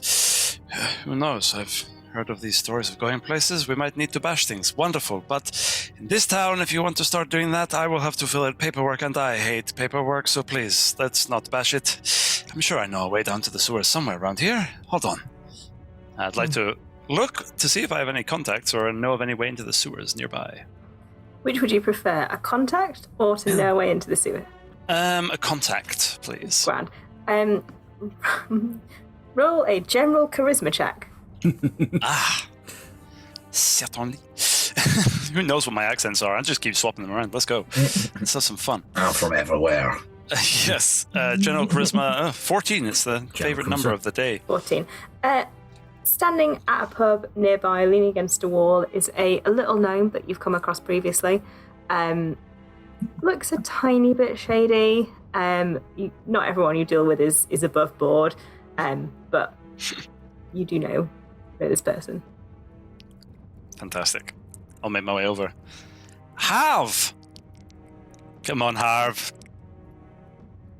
Could you just stand round the corner where no one can see you? Always a charmer, of course. Harv. I will lean round. I will lean round the corner, yeah, and lean against the wall. And I won't look at Harv. I will look outwards a different direction. What do you want? You're not welcome around here anymore. You know that. Now, Harv, come on. We're good friends. We've been through much. I've got you out of much. Yeah, and in return you stole 20 gold. Here nor there. Look, anyway, I need to get down to the sewers with some friends of mine. It's very important. It's basically life or death. And I know you don't like death. I know. I remember the last time we talked about this, and you were very not happy with the threats. Nobody likes death, Bo. I might know a way into the sewers for, I don't know, 20 gold? Now, Harv, it wasn't actually stealing. You know this. It was a very fair game, so I don't think 20 is a very, very good number. Come on. Roll a persuasion check with disadvantage. Oh, no. Okay. Persuasion with disadvantage. Let's go. First one. All right. 30, 20, or 13. Well, I mean, if you'd even remembered my name, I might have considered it, but no. You get a 2 gold discount. 18 gold. What about you say we go for 15 gold? I'll throw in a round when I'm back, and we can talk about me making sure I remember your name properly in the future. Just a hand appears around the corner. Is that a yes? Well, I need to see the gold first. I'll take out 15 gold and I'll put it in. Weighs it and then pockets it. All right, well, you go round and then sort of round again. Barry gives you directions into the sewer entrance. But better watch yourself down there tonight. Yes? Well, you know. Never nice in the sewers. Good to know. Thank you, Barry. Try not to get yourself into any trouble. I can't always steer the captains away from you. No trouble from this quarter. Good. I'm sure I'll hear about it anyway. Right. Hiranai is still standing in the center of where this pinpoint is still holding the kind of glowing star. Yeah, lots of drunk sailors have kind of wobbled around you. Very interesting stuff you've got here. Just staring at old Georgie and. Oh, I'm very interested in magical artifacts and their general natures and that sort of thing. So just if at any point we got some downtime, a bit of a breather between killing whatever it is that we're supposedly going to have to kill in this dread domain thing. I wondered if you might mind letting me have a look, see if I can replicate it. Does an extension of my jewel's soul? Oh, probably not then. I think you could do it. I believe in you. I don't know what that means. What is a jewel's soul? Looks up. It's when your shoes are shodded twice. Oh, they are very impressive for their double shoes here. Yeah. Do we need to do anything? Do we need to, you've sent a note to Willie. Should I leave a note for an Ogden or something in case he comes back? If you could worry. Yeah, you can practice your writing. Okay.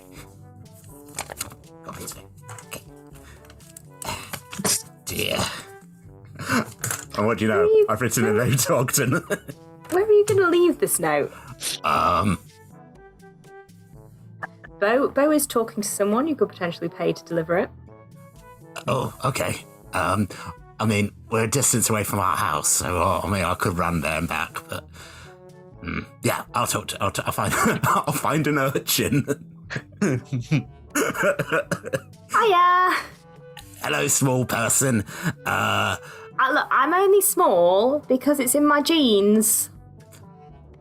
They're very nice jeans. I like the pockets. I would like to pay you to deliver a message to a house, please. Sure. How much? It is on the other side of town. How about a shiny silver piece? No. How about 2 shiny silver pieces? I'm going to roll an insight check for this urchin to see how high they reckon they can get you to go. They rolled a 10. What do they get from you, Pip? How much would you be willing to... Pip has absolutely no concept of money. I think if the urchin kept pushing, Georgie would just go in and go, look, here's 2 gold. There you go. Right. Oh, yeah. That's the going rate. And all those silver. Thank you. Okay. You want me to take it? You're going to see a large house with the big green door down on Burrow Street. If you could post this note through the door, please. Thank you. Okay, take care, small jeans. Goodbye. The halfling runs off. Into the night with your 2 gold and your message. Never to return. Any more? No, I think that's us. Are you returning? Yeah, I come back to everybody else. Right, so, like a statue or something. You barely moved with that stuff. This way, I can take us down to the sewers through a passageway over here. Oh, good. I was points over like a storm drain. I was worried we were just going to have to crawl into that. No, you see, I wasn't going to force that upon you. Thank you. Come along. There's clowns down in the sewer. We should be cautious. They all relax and kind of pop their stuff back on the back. Where's Meg? Oh no, she's in the necklace. She had some time with Charlie, and then I picked her up before. Then I went and did a kick, and that was very impressive. But no, they don't know. They don't know I've got a goddess around my neck. It's fine. That's fine. Charlie fed Meg a heck of a lot of salad, so she was looking a bit podgy by the time she got back to you. How rude! She is a no. I'm glad she's getting her. It's quite hard to find salad in the Feywild. I'm glad she's getting proper. There is one salad shop that we attend quite a lot. Yeah. As I said, no concept of money. Just walk in, handful of coins, and go. There you go. All that worth of salad, please. Crap. All right. Are you following Bo's instructions to the nearest sewer entrance? Does old Georgie recognise this particular sewer? Like, is it?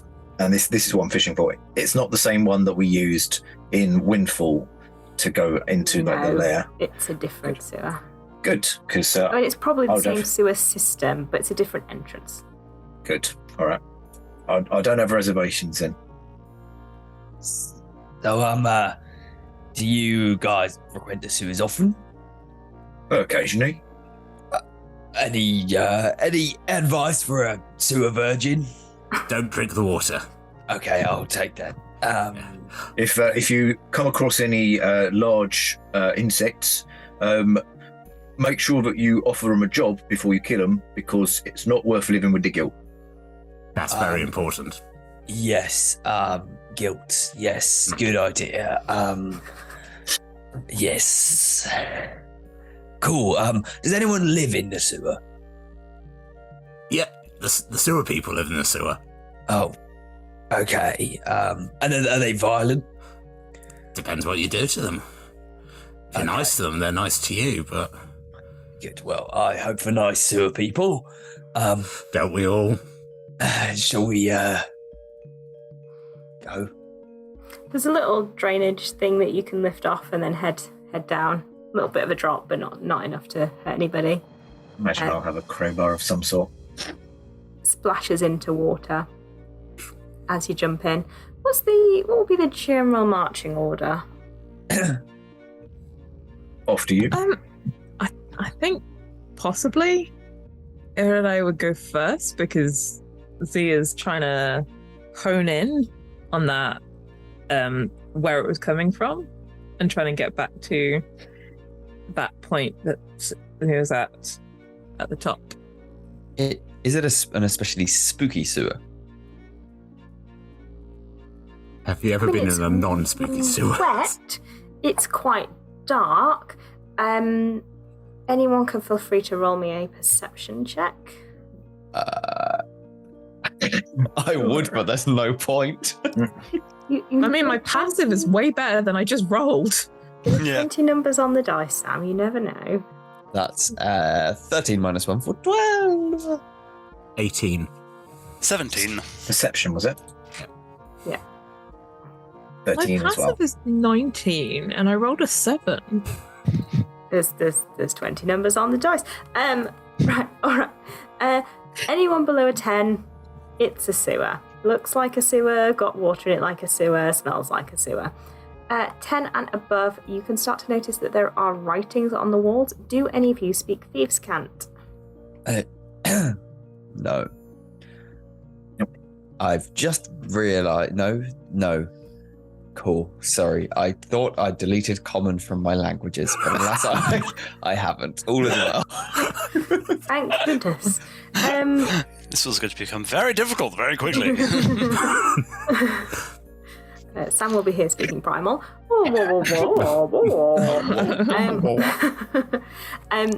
Bo, you can't read it, but you're aware of the markings.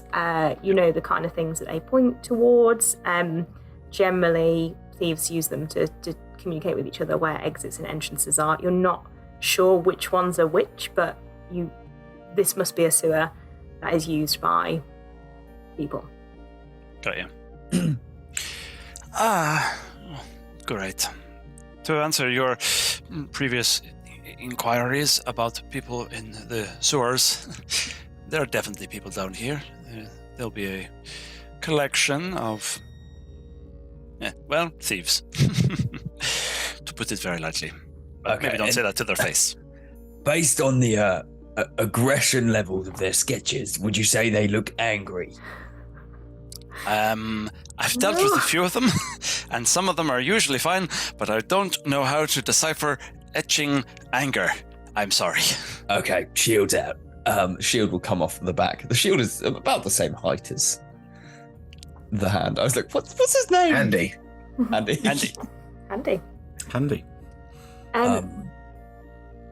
That's, Those of you who rolled above an 18, I think there were a couple.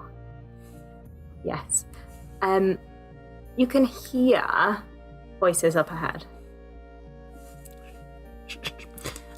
There are sewer people that way, so we have to be quiet. I am not good at being quiet, but I will do my best. I realise I'm still in stage blacks from working at it. You're basically wearing Ogden's clothes. Yeah, torn and ripped because I've tried to get them over the antlers and just snagged.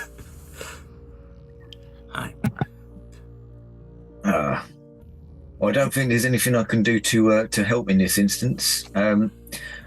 However, I can at least now see in the dark, and Georgie will remove from the bag of holding a set of goggles that he has infused with to be goggles of night, so I can now see.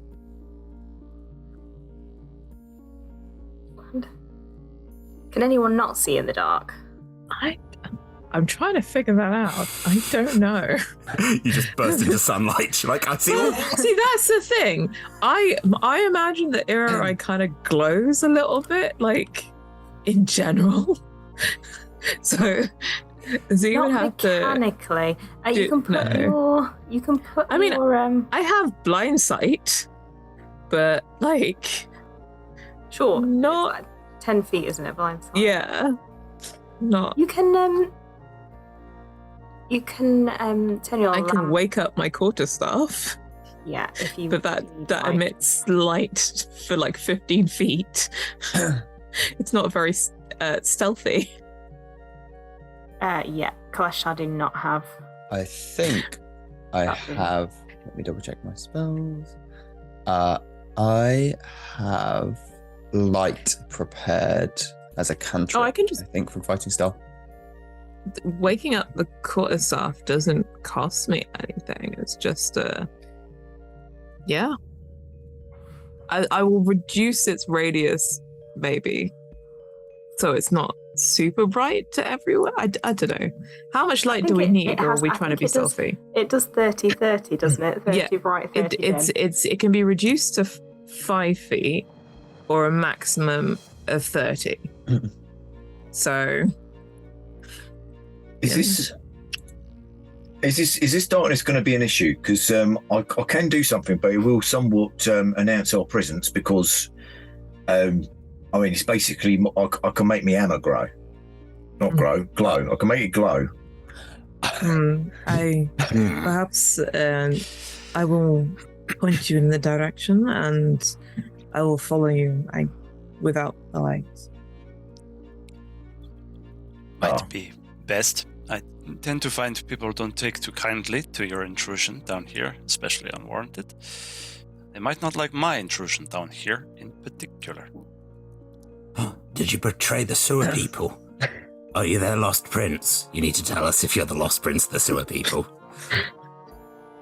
What would you say if I said yes? I'd call you your majesty. Okay, then yes. Your majesty. Thank you. I like this. I take it. Add it to your title card. Thank you. Yes, Majesty. It works. Majesty Bow. Okay, I take it. Yes. So, right, what's the plan? Have I inadvertently volunteered my services to go at the front of the pack with my glowing hammer? Yes. Oh, shit. Would you like me to join you? Smiling with shield. Yeah, if there's space for two of us to go side by side, then I would definitely appreciate. Cool. And would you like any help with the light? Yeah. Would you do light as well? I'll cast light on the shield. Okay. Nice. Oh. Well, if we're not trying to be stealthy, then. Oh, sorry. I'll obscure out the quarterstaff. Are you trying to be stealthy, or are you not trying to be stealthy? Where are we I'm at? very confused. I thought that Bo was saying that if we came in unannounced, that they might not take to it. So possibly if we were walking with intent and being obvious, not trying to hide, then maybe that might be a better way to approach it. But that's just what Georgie's gone for. I'm happy with that. That's fair. Bo was going for the idea of like maybe don't get caught by them, but absolutely happy for the interpretation to go entirely the other way. Makes it way more interesting. I'd rather assume they were good people, because most people are, right? No, therefore they live in the sewers. Right? Yeah, we'll offer them a voluntary position. They can help him work in the bakery. Do you want to roll a stealth check at all, any of you? Or, I mean, the two of you at the front with the lights on, no. Any of the rest of you? I can roll a stealth check. I'm just going to go with the light that they're giving off, the two of them, so I'll be stealthy, maybe, possibly. Bo is definitely gonna try and be stealthy. I think Bo is concerned about who he might come across. It's a 17. It's a 7. Yeah, Pip is quite clanky, and the antlers are scraping against the roof. 12. Raining down. Yeah. So my hammer is now my radiant weapon. It's currently infused. So I'm going to activate the bright light in 30-foot radius dim light for another 30 effect. Yep, you're shedding a lot of light at the front. You have made your decision. Yes. I forget to take the goggles off at first. It's like, yeah, just sit them on top of my flat cap. As you start walking forwards, what was your stealth check, Bo? Only a 12. Okay. You're not doing much better than Pip, although you're not scraping your horns against the roof, so slightly better. As you start to walk forward, the little trickle of water starts to become more and is wider, and as you walk it widens out to 2 feet. You all start to be able to hear these voices, and there's shouting and commotion, and you can hear people like being thumped and screaming slightly, pardon me. Screaming, pardon me? Yeah. Definitely sounds of a skirmish occurring up ahead. The channel widens, so it's about 2 feet across. Yeah. No. 2 feet up? What did I mean when I wrote that? Is it like two lots of, the squares would be 5 foot? So 2 feet still isn't a lot of water, is it? No. Like, it's only like... Well, it's a fair amount. Like, No, it would be 2 a feet is stride. up to... Up to like... It's, Up to your let's knees, say- up to thighs. Let's say that it's, It's up to like Tom's ankles, but like for a normal person. Yeah. knee-height water, but across the entire thing. So you're kind of wading through it. And as you poke your it's just heads around a water. corner, and well, Don't talk. It depends how doesn't matter. closely you're Okay. looking. It's okay. I told you not to drink it. That was the first thing I said, just It's okay. from experience. As you poke your heads around a corner and your light starts to extend around this corner, you can see the sewer opens up into a couple of different levels. It goes down, it goes up. There's still the water spread across the floor. And you can see 2 distinct groups of people having a bit of a barney with each other. One of them are wearing all black, all of them, different textures of all black. So some have got scars on, some have got like leather jackets on. We're going biker gangs. Some of them are wearing very tight trousers. On the other side, you've got, to be honest, they look very similar, apart from that these folks are wearing a multitude of different colours, each of them as you look at them. Those of you who's got a passive perception over 15. Including 15? Yeah, 15's fine. Yeah, then me. I do. 9. Every one of them, Irirai and Bo, has some purple on them. Bo, you're aware of the Zentarim and the Xanathar Guild. This looks very familiar to things you've seen previously. The black folks, the folks wearing all black, that would be the Zentarim, and the people wearing purple, or nods to purple, that is the Xanathar Guild. And generally these are 2 rival gangs that operate inside Waterdeep for various political reasons and to acquire money, mostly. Got you. So they're having a big Barney. They are having a big Barney, and the place that you need to go is on the other side of them. So, And let me just roll to see if any of them notice your slightly spreading pool of light. Oh, yeah. At least 3 of them, the 2 of you with high passive perceptions, have turned towards this pool of light. and one of them is going to yell, more people, 5 o'clock. So, just to clarify, they were fighting in the dark. Well, it's dim light and you've got bright light. So Okay. none of them are providing extra light to this situation. They're quite happy with the sort of dim levels that we're at. Okay. Fighting in the dark sounds like a kind of like a bad indie band. The first album is Colour of Sadness. Amazing. No, it's Shadowfell. When they shouted, did they start coming towards us? They haven't seen you aside from the light, and you're not top priority at the moment. So no one is actively moving towards you, but they're aware that you're there. How much space are they occupying as well, like as a group?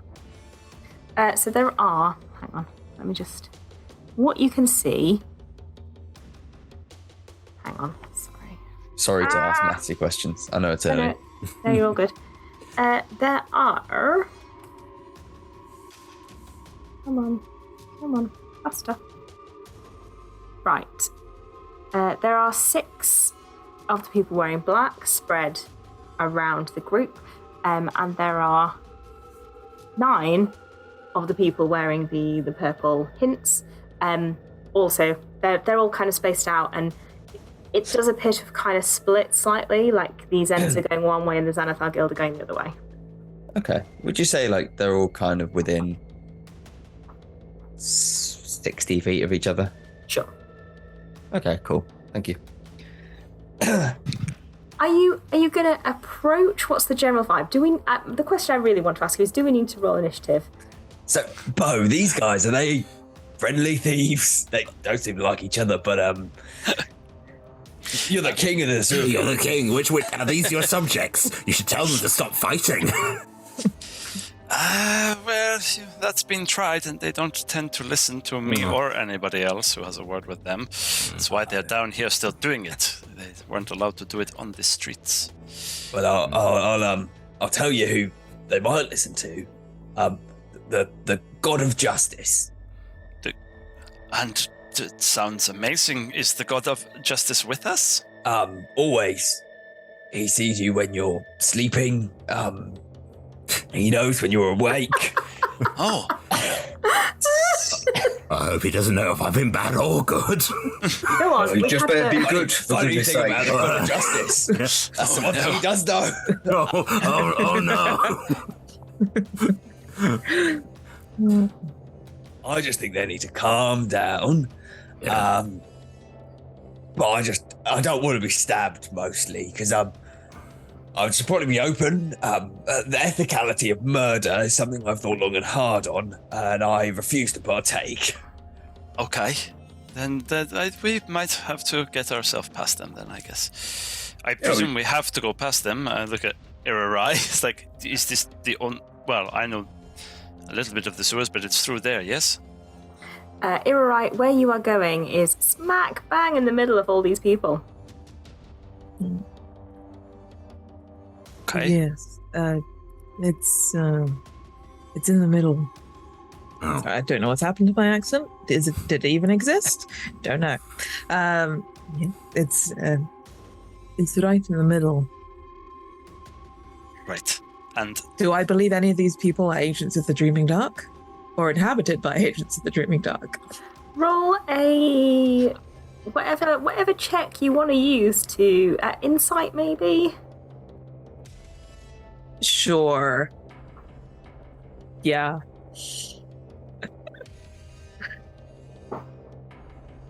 That's a 24, because that's another natural 20 on the die. Oh, on a roll. No, they don't seem particularly chill or friendly, but they're not, like, you can't sense any darkness within them. That's like from the Dreaming Dark as opposed to just them being dicks. Okay.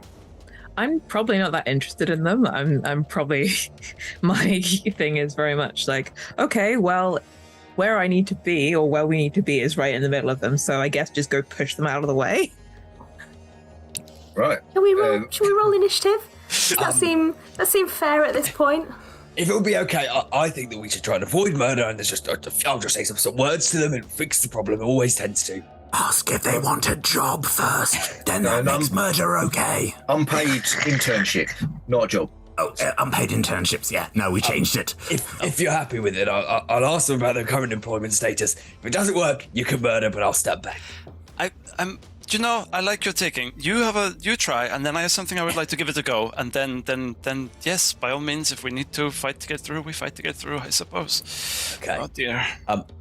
I'd like to walk forwards and announce myself while casting Calm Emotions on the lot of them. It's going to be a DC 15 if you want to start rolling them while I word. You can do that on your turn. What's everyone's initiatives? Oh, right. We're not fighting yet. I have words to say. They might go before you. Everyone else can hold their turns if they like. Where's my initiative? 17. Oh. 30-20. Yes. Oof. Natural 20 That's for a 21. 19 plus 4 for 23. Very good. And I rolled a 2, so that's a 5. There's always one. Right. Well, in a twist of fate, Sam, you do go first. There you go. So you may cast Calm Emotions. Can you read the wording of the spell to me, please? Of course I can. Let me pull it back up. That is, you attempt to suppress strong emotions in a group of people. Each humanoid in a 20-foot radius sphere centered on a point you choose within range must make, which is 60 feet, so hoping we're within 60 feet of them, must make a charisma saving throw. A creature can choose to fail this saving throw if it wishes. If a creature fails its saving throw, choose one of the two following effects. The one I'm going to go for is make a target indifferent about creatures of my choice that it's hostile towards. This indifference ends if the target is attacked or harmed by a spell, or if it witnesses any of its friends being harmed. When the spell ends, the creature becomes hostile again, unless the DM rules otherwise, and that's 1 minute. Mm-hmm. Okay. And DC is 15? Yes. Along with a spiel. Spiel away. Friends, I'd like to draw your attention to the fact that murder is not an effective way to deal with your problems. All it will provide you with is a lifetime of trauma and a very long therapist spell. What may help you resolve your differences is a life in the arts. I'll have you know the Savoy Theatre is currently looking for a team of set builders working for meagre pay and the joy of creating something truly meaningful. So if I could draw your attention to not murdering each other and allowing us past, that would be preferable to the current situation. About half of them seem amenable and start going like, well, I suppose we could consider like making some money through the set building. How much money? I said a meager amount of money. Yeah, split between you. Some money. There's a bit of dissenting, like, but the general vibe is a lot calmer. There are still half of them that are definitely actively brawling. Okay, which is going to end the spell. Why is we'll that get to going that to end the spell? If they witness any of their friends being harmed. Oh dear. Okay. Well, if you'd like to come here, we can have a discussion about the terms of your contract and committing your life to the Lord of Justice, Tyr. And that's the end of my turn. All right. A dwarf sort of saunters up to you. This dwarf is wearing a purple scarf. Not just a purple scarf, also an outfit, but also a purple scarf. Well, we're not going X-rated just quite yet. Well, I suppose I could take another job if you. What's the pay like? Any conditions I need to be aware of? Will it? Is it daytime work or evening work? Because I've got evening work. Do you see these pauldrons? One day you'll be able to afford these if you go down the path of working in set building. Well, I don't want those because I don't worship Tyr. But they're worth a lot of money. Well, I'll tell you what. Why don't you just give me one right now? I'll give you 1 gold piece right now. Rolled an 18 on the persuasion check to ask you for a pauldron. Can I counter that in any way? Yeah. I guess maybe rolling like an insight check to see if there's something else you have that.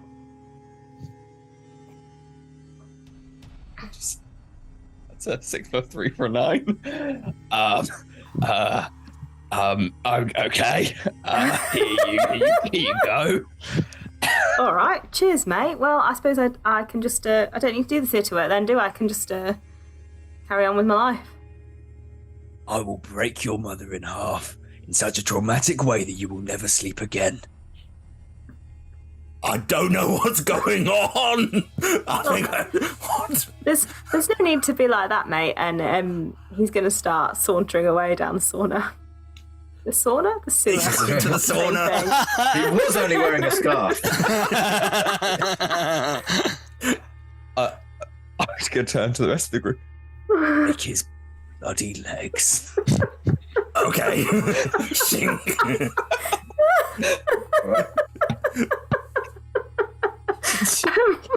Oh, Georgie.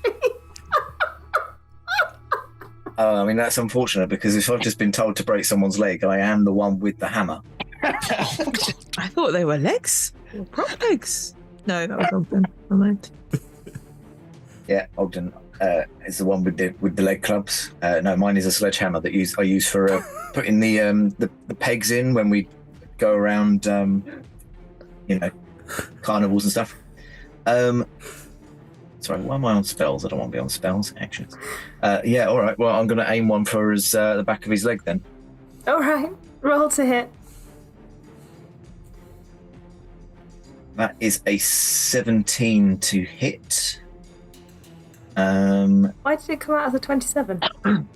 Oh, probably because I didn't add my plus 10 bonus to it. Yeah, there's a 27 to hit. And But it tells you on the screen, Sean. I know, I was looking at the dice, not the modifier. Yeah, 27 will hit, 17 wouldn't have. Good. All right, that's good to know. Somewhere between 17 and 27. All right. No, I don't want to. I don't want to use my charges just yet. Yeah. Okay. In that case, I will. It's a D8 because I do also have my shield. But that is 14 damage. I have multi-attack as well, so I'll go for the other leg. All right. You didn't break the first leg. I don't know that. It bent, so I was like, right, that one's broken. Yeah, 26 will hit as well. 26. Ooh, nice. That is 13 on the damage on the second one. With my bonus action, I'm going to send Robert in for a leg as well. Robert was there the whole time, by the way. He's going to turn around and be like, I would have walked away, mate. I would have walked away. There's no need for this. Oh, he said to break your legs. You're not going to walk again, mate. I played no part in this. I think you did just give him a pauldron. Like, it's not like... Again, I do not know what's happening right now. I'm very confused. It's like you're regretting your decision. He refused to work. Took the money and didn't work. Oh. It's unjust. A scab, okay. So, Robert's very first roll of the campaign is a critical hit. Oh, that's Critical 20. I'm guessing a 29 hits as well. What is Robert doing, Sean? It is a force-empowered rend. Which does D8 plus my proficiency bonus in force damage. So, hang on, I'll just roll the D8. 2 D8s in this case. Pip, you're up next. And again. Walk over. Hello.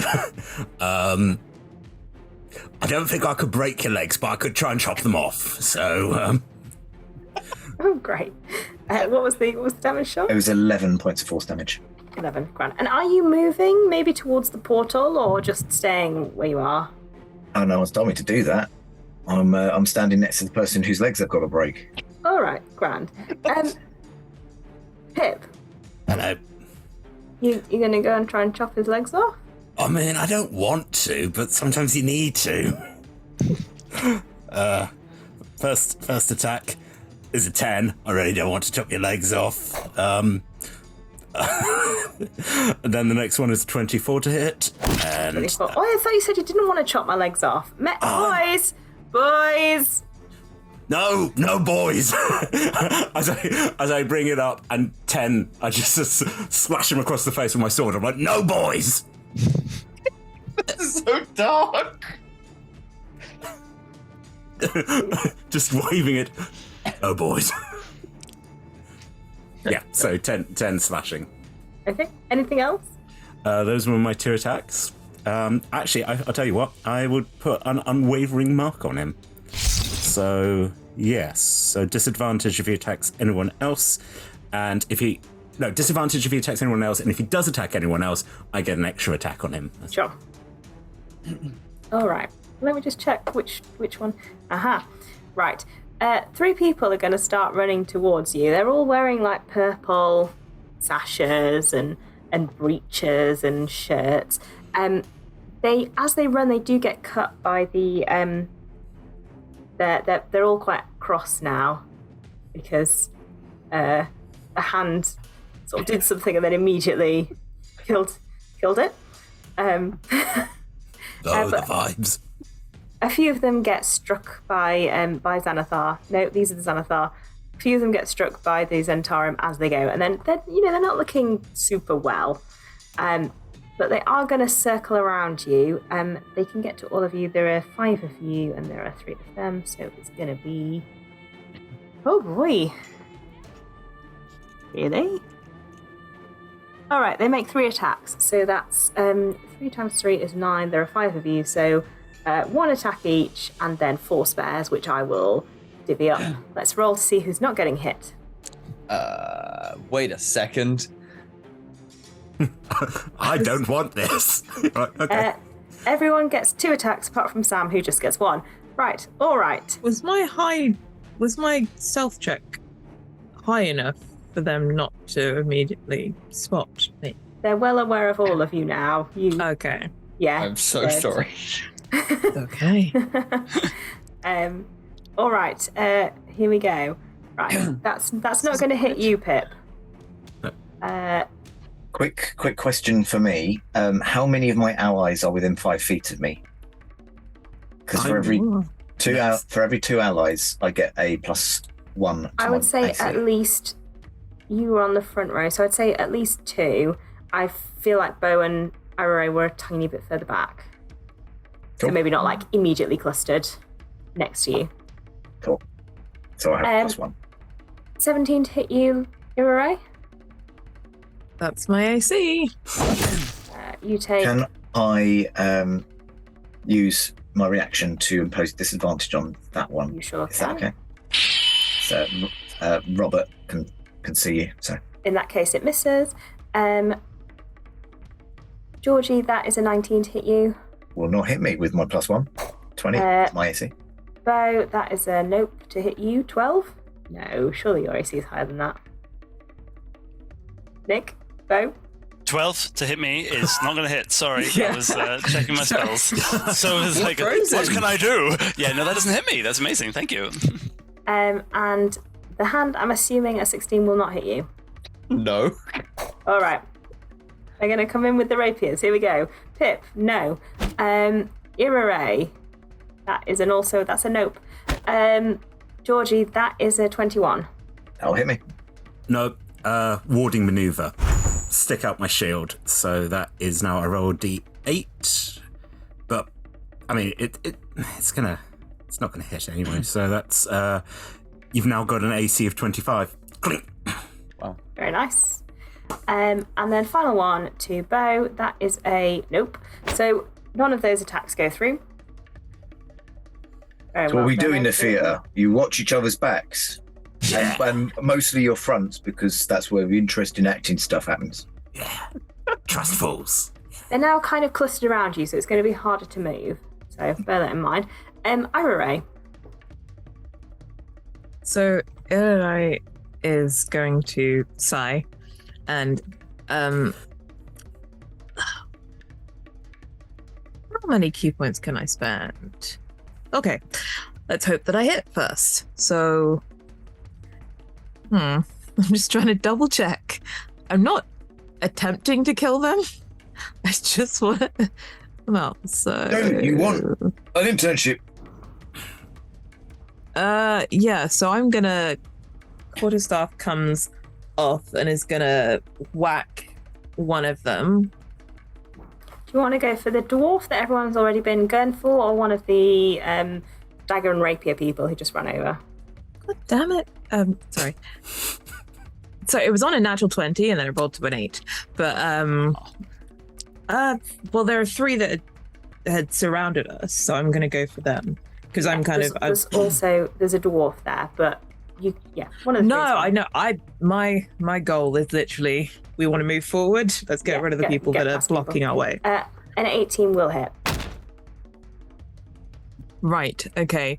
So that is gonna be 9 damage, and I'm spending a key point to attempt to stun. Okay. Con save. Yes. DC that 16. Is it 12? No. So this he drops his rapier and his dagger and is just kind of standing there, sort of staring straight ahead. Okay.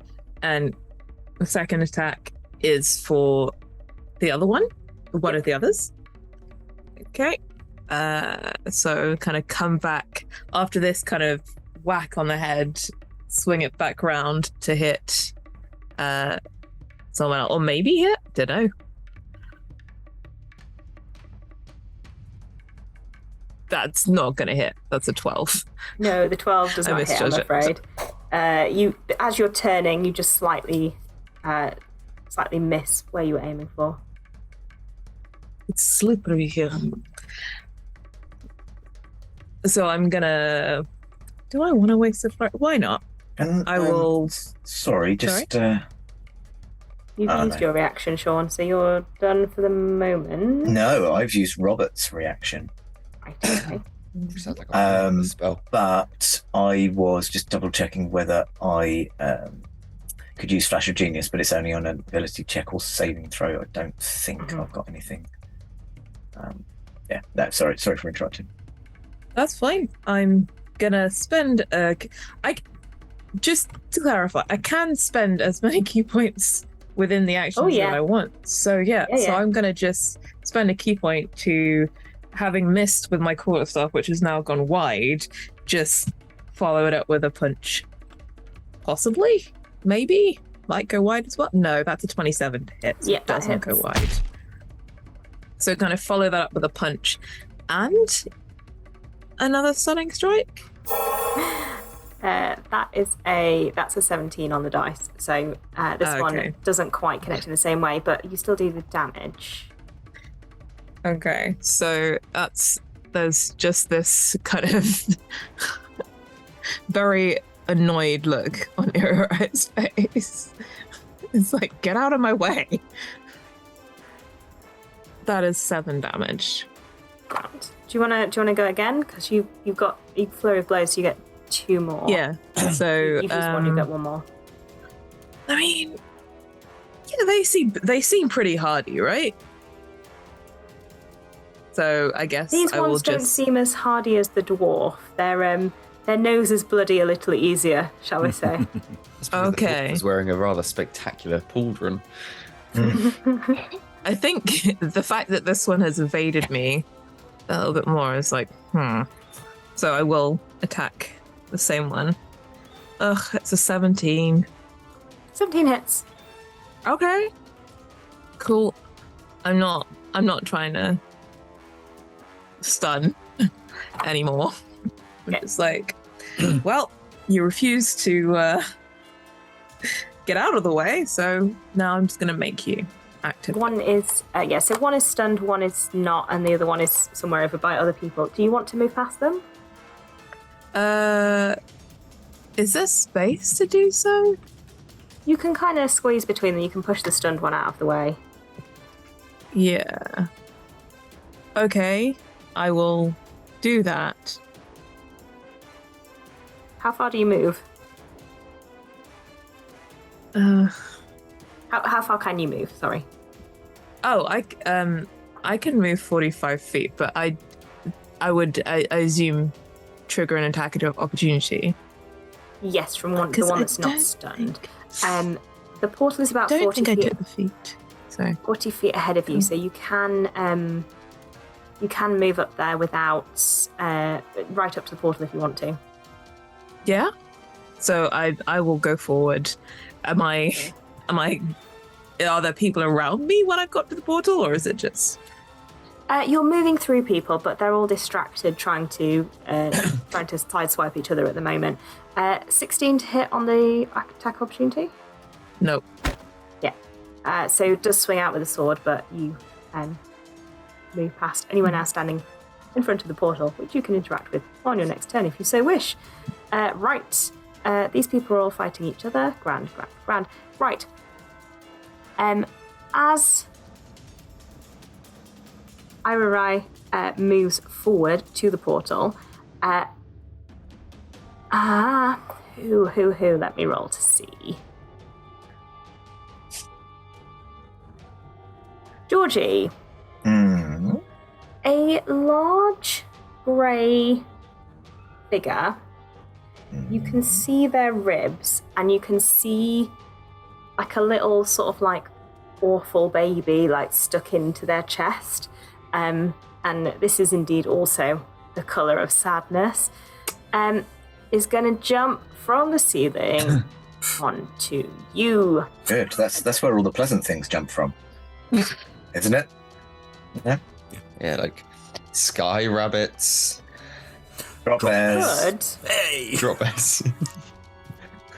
Could everyone apart from Irarai, who's moved far enough away, please make me a Constitution saving throw as this creature begins to create a spiral of despair around it and is trying to drain your soul energy. Is this a spell? It's a magical effect, So it's not a spell. Okay. not a direct spell now. Cool. Constitution save, yeah? 22. 19. 21. 13. No. May I now Your then Majesty. presumably use my reaction seeing Bo falter? Can I use Flash of Genius to add 5 to Bo's roll? Well, I've also been an absolute idiot. Everyone gets +3 bonus to their saving throws for more of protection. Of course. What Plus, does that? What? Just reread them for me. Sorry, reread our throws. Yeah. That makes me 20. Yours is included, so yours stays the same, I'm afraid. Everyone else's goes up though. How much by 3 did you say? 3. Yeah. Beyond 20. automatically includes the +3 for you, Sam. So if you're Yeah. rolling on Beyond, it's already there. 22 for me. Yeah. I rolled a 13, so 16. Unless this is an effect that's charmed And or frightened, because then I get Plus advantage. the 5 from old Georgie, so that's a 21. 21. And Pip, you're on 16. 25. Because I had 14 plus 8 plus 3, so 25. Oh, grand. In that case, nobody fails outright. You take 16 points of damage as your life force is pulled from you slightly, and then it's going to slash out with its claws at you, Georgie, since you are there. Rude. Okay. That is a 26 to hit. I think that was my new ace. You gave me a that plus, one attack. So, and unfortunately. I've used my reaction, so I cannot cast shield. So yeah, that will hit. And the second is a 20. That one will not because Pip's maneuver. I think that's only for one turn. Yeah, for that actual attack, it just pops out. Oh. So, yeah. No. It's not as impressive as I was hoping. I take the shield back and I'm like, oh wait, no! Well, my AC is 20, so yes, those will both hit. So the first attack is 32 points of damage. The first attack is going to be rebuked. Okay. Because it was unjust. So that's a wisdom saving throw. Yep. Wisdom. That is a 15. That meets it. Do I still take the 31? And also, it doesn't. Yeah. Sorry. No, fine. The second attack is 40 points of damage. 40. I am down. No! Wow. You're never going to meet your dad! Does Pip... Oh no, you've used your reaction, haven't you? I have, unfortunately. I get it back at the beginning of my next turn. Yeah. Oh no. I was just thinking because you've got that feat, haven't you? Is it feat? Yeah. Oh, it's the unwavering. It doesn't. No, I can't help you. Looking down at old Georgie, I'm like, I can't help you. There is just a general feeling of hunger coming from this creature. It doesn't affect any of you, but you can just sense that like burning desire to eat things. Does it have the appropriate tools required to de-shell a tortoise?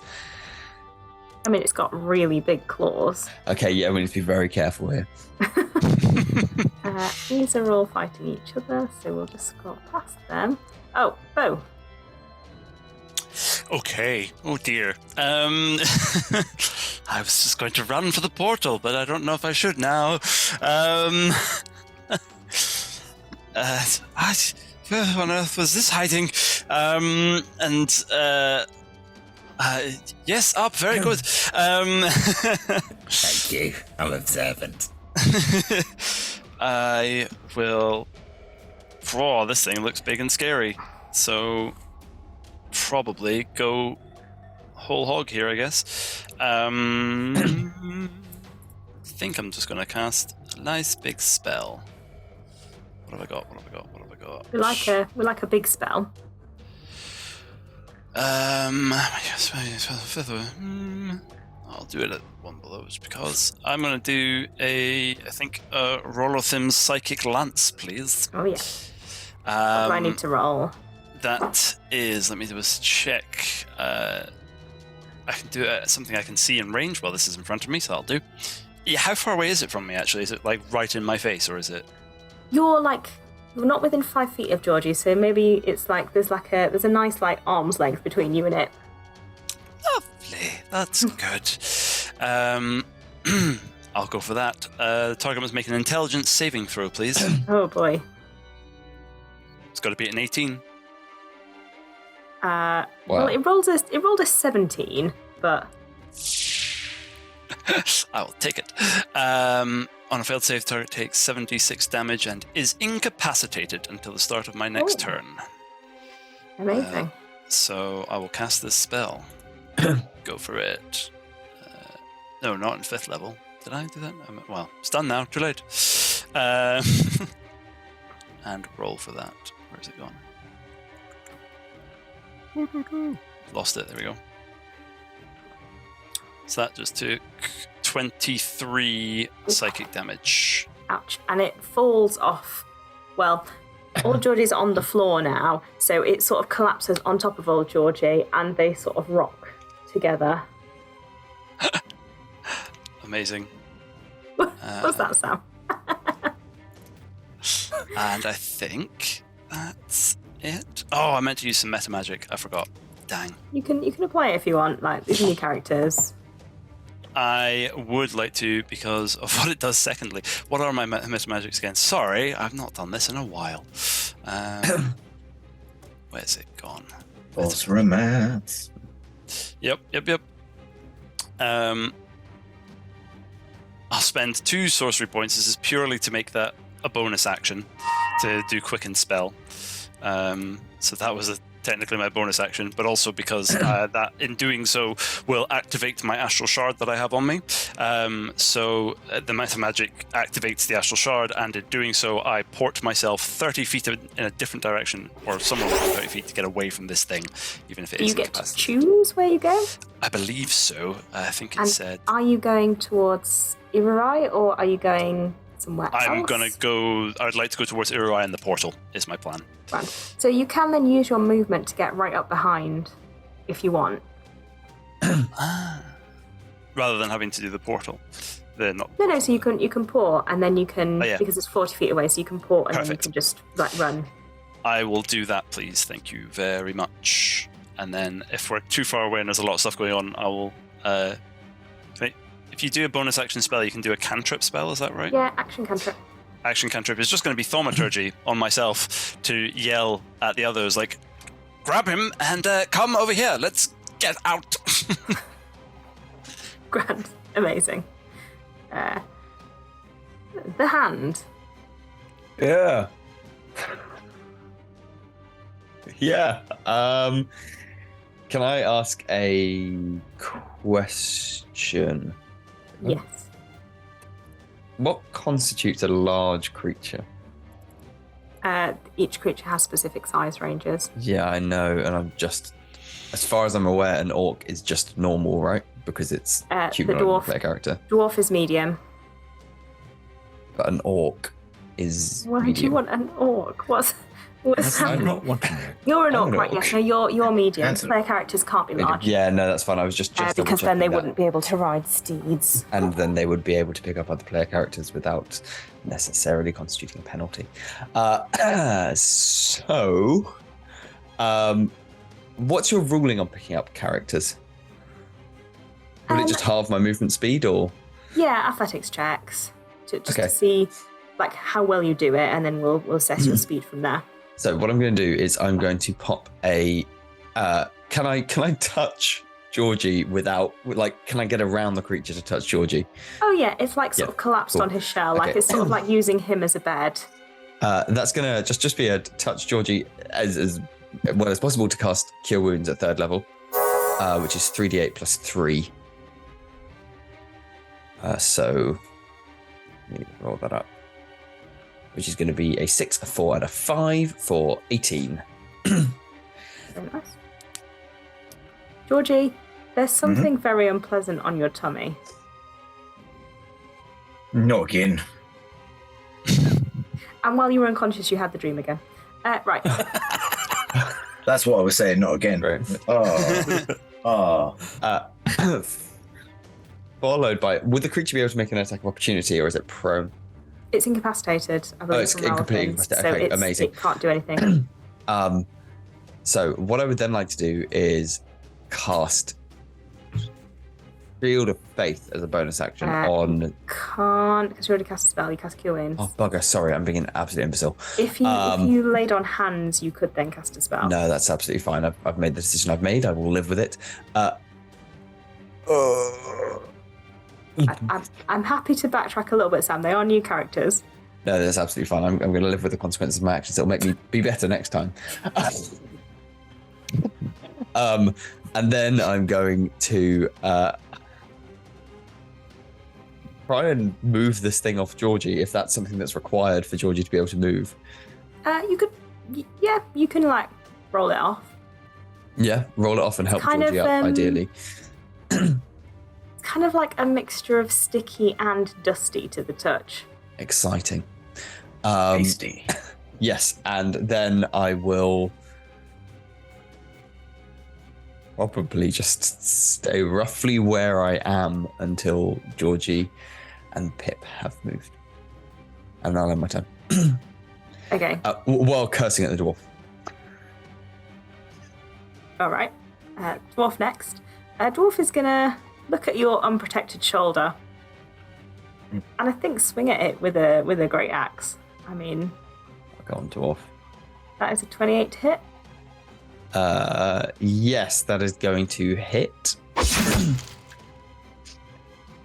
That is 13 points of damage. That's child's play. All right. I say to the dwarf. He swings out again. That's a 17, presumably That's not going to hit. And the third one gets really angry and slashes in like towards your head, but comes down on the wrong shoulder, the one that's still protected, and the axe bounces off. Your attacks are unjust, and as such, I will be ending your life in 6 seconds' time. I don't think it's that unjust, mate. I mean, you gave it to me. I'm just leaving, and he's going to turn around and start walking away again. You're leaving to perform the work which you agreed to do. I mean, what I agree with my bosses, yeah. Wait. I may break your legs when I understand what you just said. Georgie, it is your turn. So I'm aware that there's bigger threats around, but I really want to get the dwarf. I think I need to get the thing that managed to drop me. So I am going to. It's all right, Sean, because Sam can hang on to this as a thing to be bitter about in future campaigns. He can be searching for that dwarf that stole his pauldron. Yeah, or I could heat the metal in the dwarf's hands. I mean, that's quite funny. You know what? Fuck it. The thing's unconscious. The dwarf is the current big bad, as far as I'm concerned. I'm going to heat the pauldron that the dwarf is carrying, and try and encourage the dwarf to throw it down. What does he roll to drop it? So heat metal. Any creature. Yeah, no, you read it. Sorry. Any creature in physical contact with the object takes 2d8 fire damage when you cast the spell.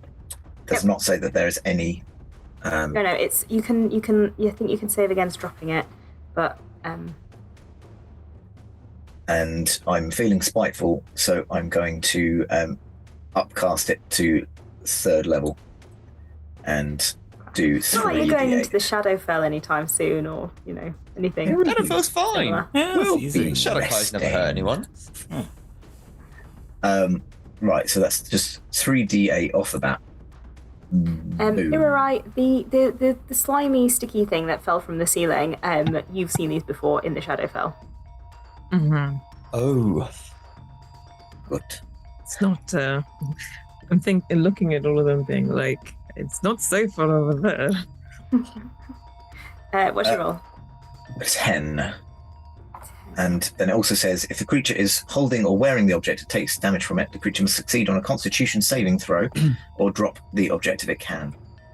I'm guessing the Sage 17. 17. Well, it's rolled a natural 1, so I think it's gonna fling it down. It'll go back past you all into the water. Oh, it's cursed! Justice served. And with my bonus action, what's still standing? Are there any other threats? There's one stunned swashbuckler. There are 2 non-stunned swashbucklers, but to be honest, the main priority here seems to be getting past them to the place where Uriah is standing, staring deeply at the water. Do one of the unstunned ones look worse off than the other? Yes, one is slightly worse off than the other, but they both look, to be honest, perfectly fine. Both of the swashbucklers, they don't look like you're going to hit them and knock them out, if that's what you're trying to do.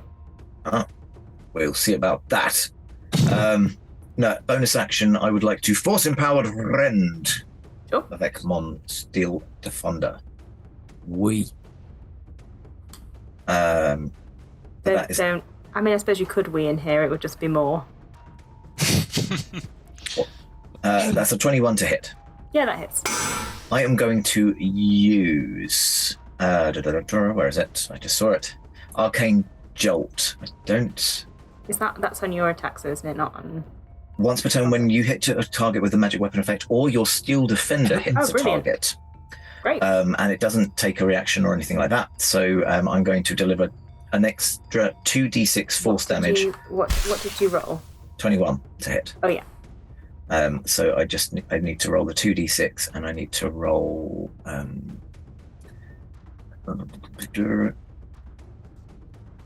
another a It's d8 D8, plus isn't it? 4. So a d8 and 2d6 plus 4. And that is high numbers. 19 in total. Grand. It looks a little bit worse, but still standing. These people have been in quite a few fights. Okay. In that case, Robert and I are going to steadfastly stand with Handy. Oh no! Oh, great. You're just I'm all not going to risking stand there. I've got 18 hit points left. I'm not risking an opportunity. All right. Pip, Hello. where are you going to stand? I also realised my unwavering mark should have stopped Handy getting hit so many times with the axe, but yeah. Also, should my displacer cloak, but we'll ignore that. You know what, Handy? It's been a long day. I'm just glad to be out of the house, to be honest. It's been kind of yeah. Anyway, are we jumping in the water to go places? Is that what we're doing, or? I honestly, I've been so head up with the execution of justice, the fairness of the situation. I've not really been paying attention. Do you want your shoulder pad back? I'd love it, but I think Irarai and Bo might be waiting for us. I'd like the shoulder pad, but that's The shoulder pad is towards Irarai and Bow, so you know Okay, it's on the way. Alonzi! I'm not even running, I'm just walking. I think I'm going to just walk past the swashbucklers and just look at them. You know, with no, malice or anything, just look at them and if they're going to attack me or not. Hey. Their bosses walked off now, so it's a little bit of a different situation. Yeah. Oh. Have a good one, lads. But we're called the boys. Oh, I had boys. I had boys once. I look very wistful. They all exploded, bar the smallest one.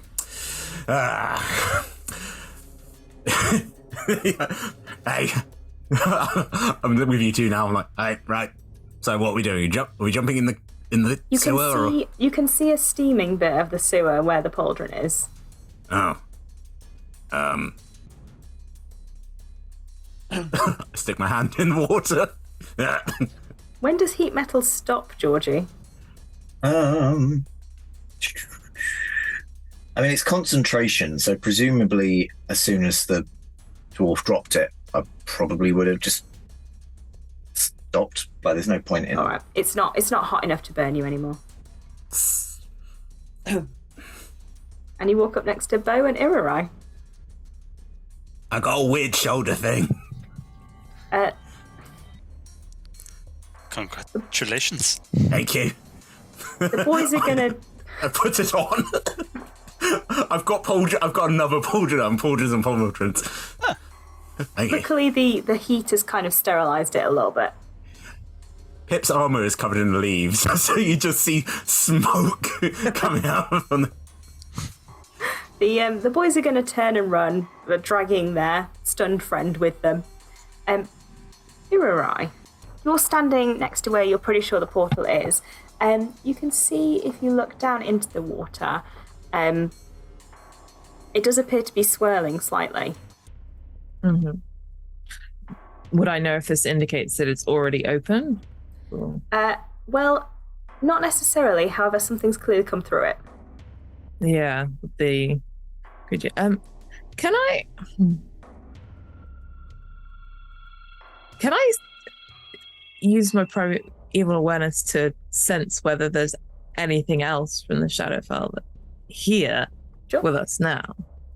Can you sense undead? So, yes. So, aberration, celestial, dragons, elementals, fae, fiends, or undead. Yeah, this is the only undead you're getting nearby. There's a slightly weird vibe coming off the hand, but not full-on undeadness. So there's like some dark looks going Hansy's way, but otherwise, it's like, we will perhaps encounter more of them on the other side. But for now, we must go on. And Is it dead? Should we be leaving it here, or should we drag it back through? Do you want to touch it? It's very gonky. That's a word, gonky. Yeah. We could take it on with us. However, it was already dead before it's not it came through. Oh. Oh, undead. Oh. Not an aberration. Suppose if it's already dead, then it's definitely not dead. It's undead, but it's definitely still alive. I mean, you might think that it's dead, Georgie, because it's incapacitated, and you were not awake when that happened. Sorry, it's still alive. No, it's undead, but it's incapacitated. It's not been re-deaded. Yeah. Is it still dangerous? Is what I'm saying. I'm just thinking, do we need to dispatch this thing before it, hurts anyone else, or at least release it back into the wild where it came from? Perhaps. How far away is it now? It's not 40 feet away, but old Georgie and the hand are right next to it, so they could potentially, between them, drag it back next turn. Or break his legs. Its legs. Perhaps we can be a tasty lure for it, and it will follow us through the portal. I appreciate you thinking I might have killed it, but I don't think I did it in a one-shot scenario. Okay, well, if you two will bring it with us, we will dispatch it on the other side, and I will step forwards, and I guess glow slightly. And yeah, the water spirals up around you, and then you're pulled in. Are the rest of you, over the course of the next, few seconds, going to drag the Devourer with you to the portal and all go through? If it doesn't take too long to not be paralyzed, then I think the preferred option would be to go and wait by the portal, shield up and ready, wait for it to come, and then just to make sure that nothing untoward happens, it doesn't attack us while we're dragging it, and then hop in, while in the process healing Georgie with lay on hands by 20 points. Roll some sort of... I mean, you're kind of setting a trap, so some sort of deception check to set this trap. Yep. Or persuasion if you want to, shout at it to be like, come over here and eat us. I've rolled deception, but I'll happily roll persuasion too. Whatever you want. Okay. Can I aid in that if you want to bring it over? Yeah, can I help? You've got thaumaturgy, so you can shout at it. Yep. I'll pick up my voice and be like, yell at this creature. So you get advantage on your persuasion check. Cool. So that was an 18 or a 10. So an 18. 18. Grand. Yeah, it's going to run at you. So it's you two being the bait. Georgie and Pip, have you already gone through? I'm happy to hit it with my shield as it runs in. I'm just like, bonk, knock it in. All right, Pip is the second option if it doesn't fall in. You two are the bait. Georgie, have you already gone through? If so, I got another 20 points of healing, didn't I? Yeah. Georgie's feeling a bit better, but still not 100%. So if other people are volunteering to be the bait, Georgie will go through. Georgie gets swallowed up by the water. Right, the two of you who are being run at, could you please make me dexterity saving throws to jump in the portal before it gets you? Okay. That is it was a 19 and it rolled into 1, so that's a 1 + 7 for 8. That is a +3 from you, isn't it? So that is a 14. All right. Bo, you jump in the portal. Hansi, Yeah. you are bowled into the portal by the Devourer on top of you. Pip presumably jumps in afterwards, and we will pick up there next time. Hey. Just take the dangerous thing with you. Why not? Let's just carry on. Right. Bite-sized combat. Gotta clean up the sewers. Maybe you can get even more money out of it, Bo. Yes. Thank you, everyone, for joining us for tonight. Slightly different term than any of us were expecting, I think. If you enjoyed tonight, the company plays every Monday and Tuesday from, usually 6 p.m. GMT, but we might be on a slightly different schedule while America is in a different time shift zone to us. And we also play on Friday at, again, 6 p.m. GMT for Talk Together or Talking is a Free Action, our two talk shows where we talk to each other and various other people in the TTRPG industry. All of our shows are streamed at twitch.tv/rolltogetherrpg, and you can find all of our content archived at youtube.com/rolltogetherrpg. We have podcasts, search for Roll Together RPG on your favourite podcast provider. Massive thank you to our D20 Club on Patreon. You are the best. We really appreciate you. And there is a link in the chat right now so you can join us. Every penny helps support us. Massive thank you to our sponsors and supporters. And you can find us on social media as Roll Together RPG, including on TikTok. Thanks, Tom.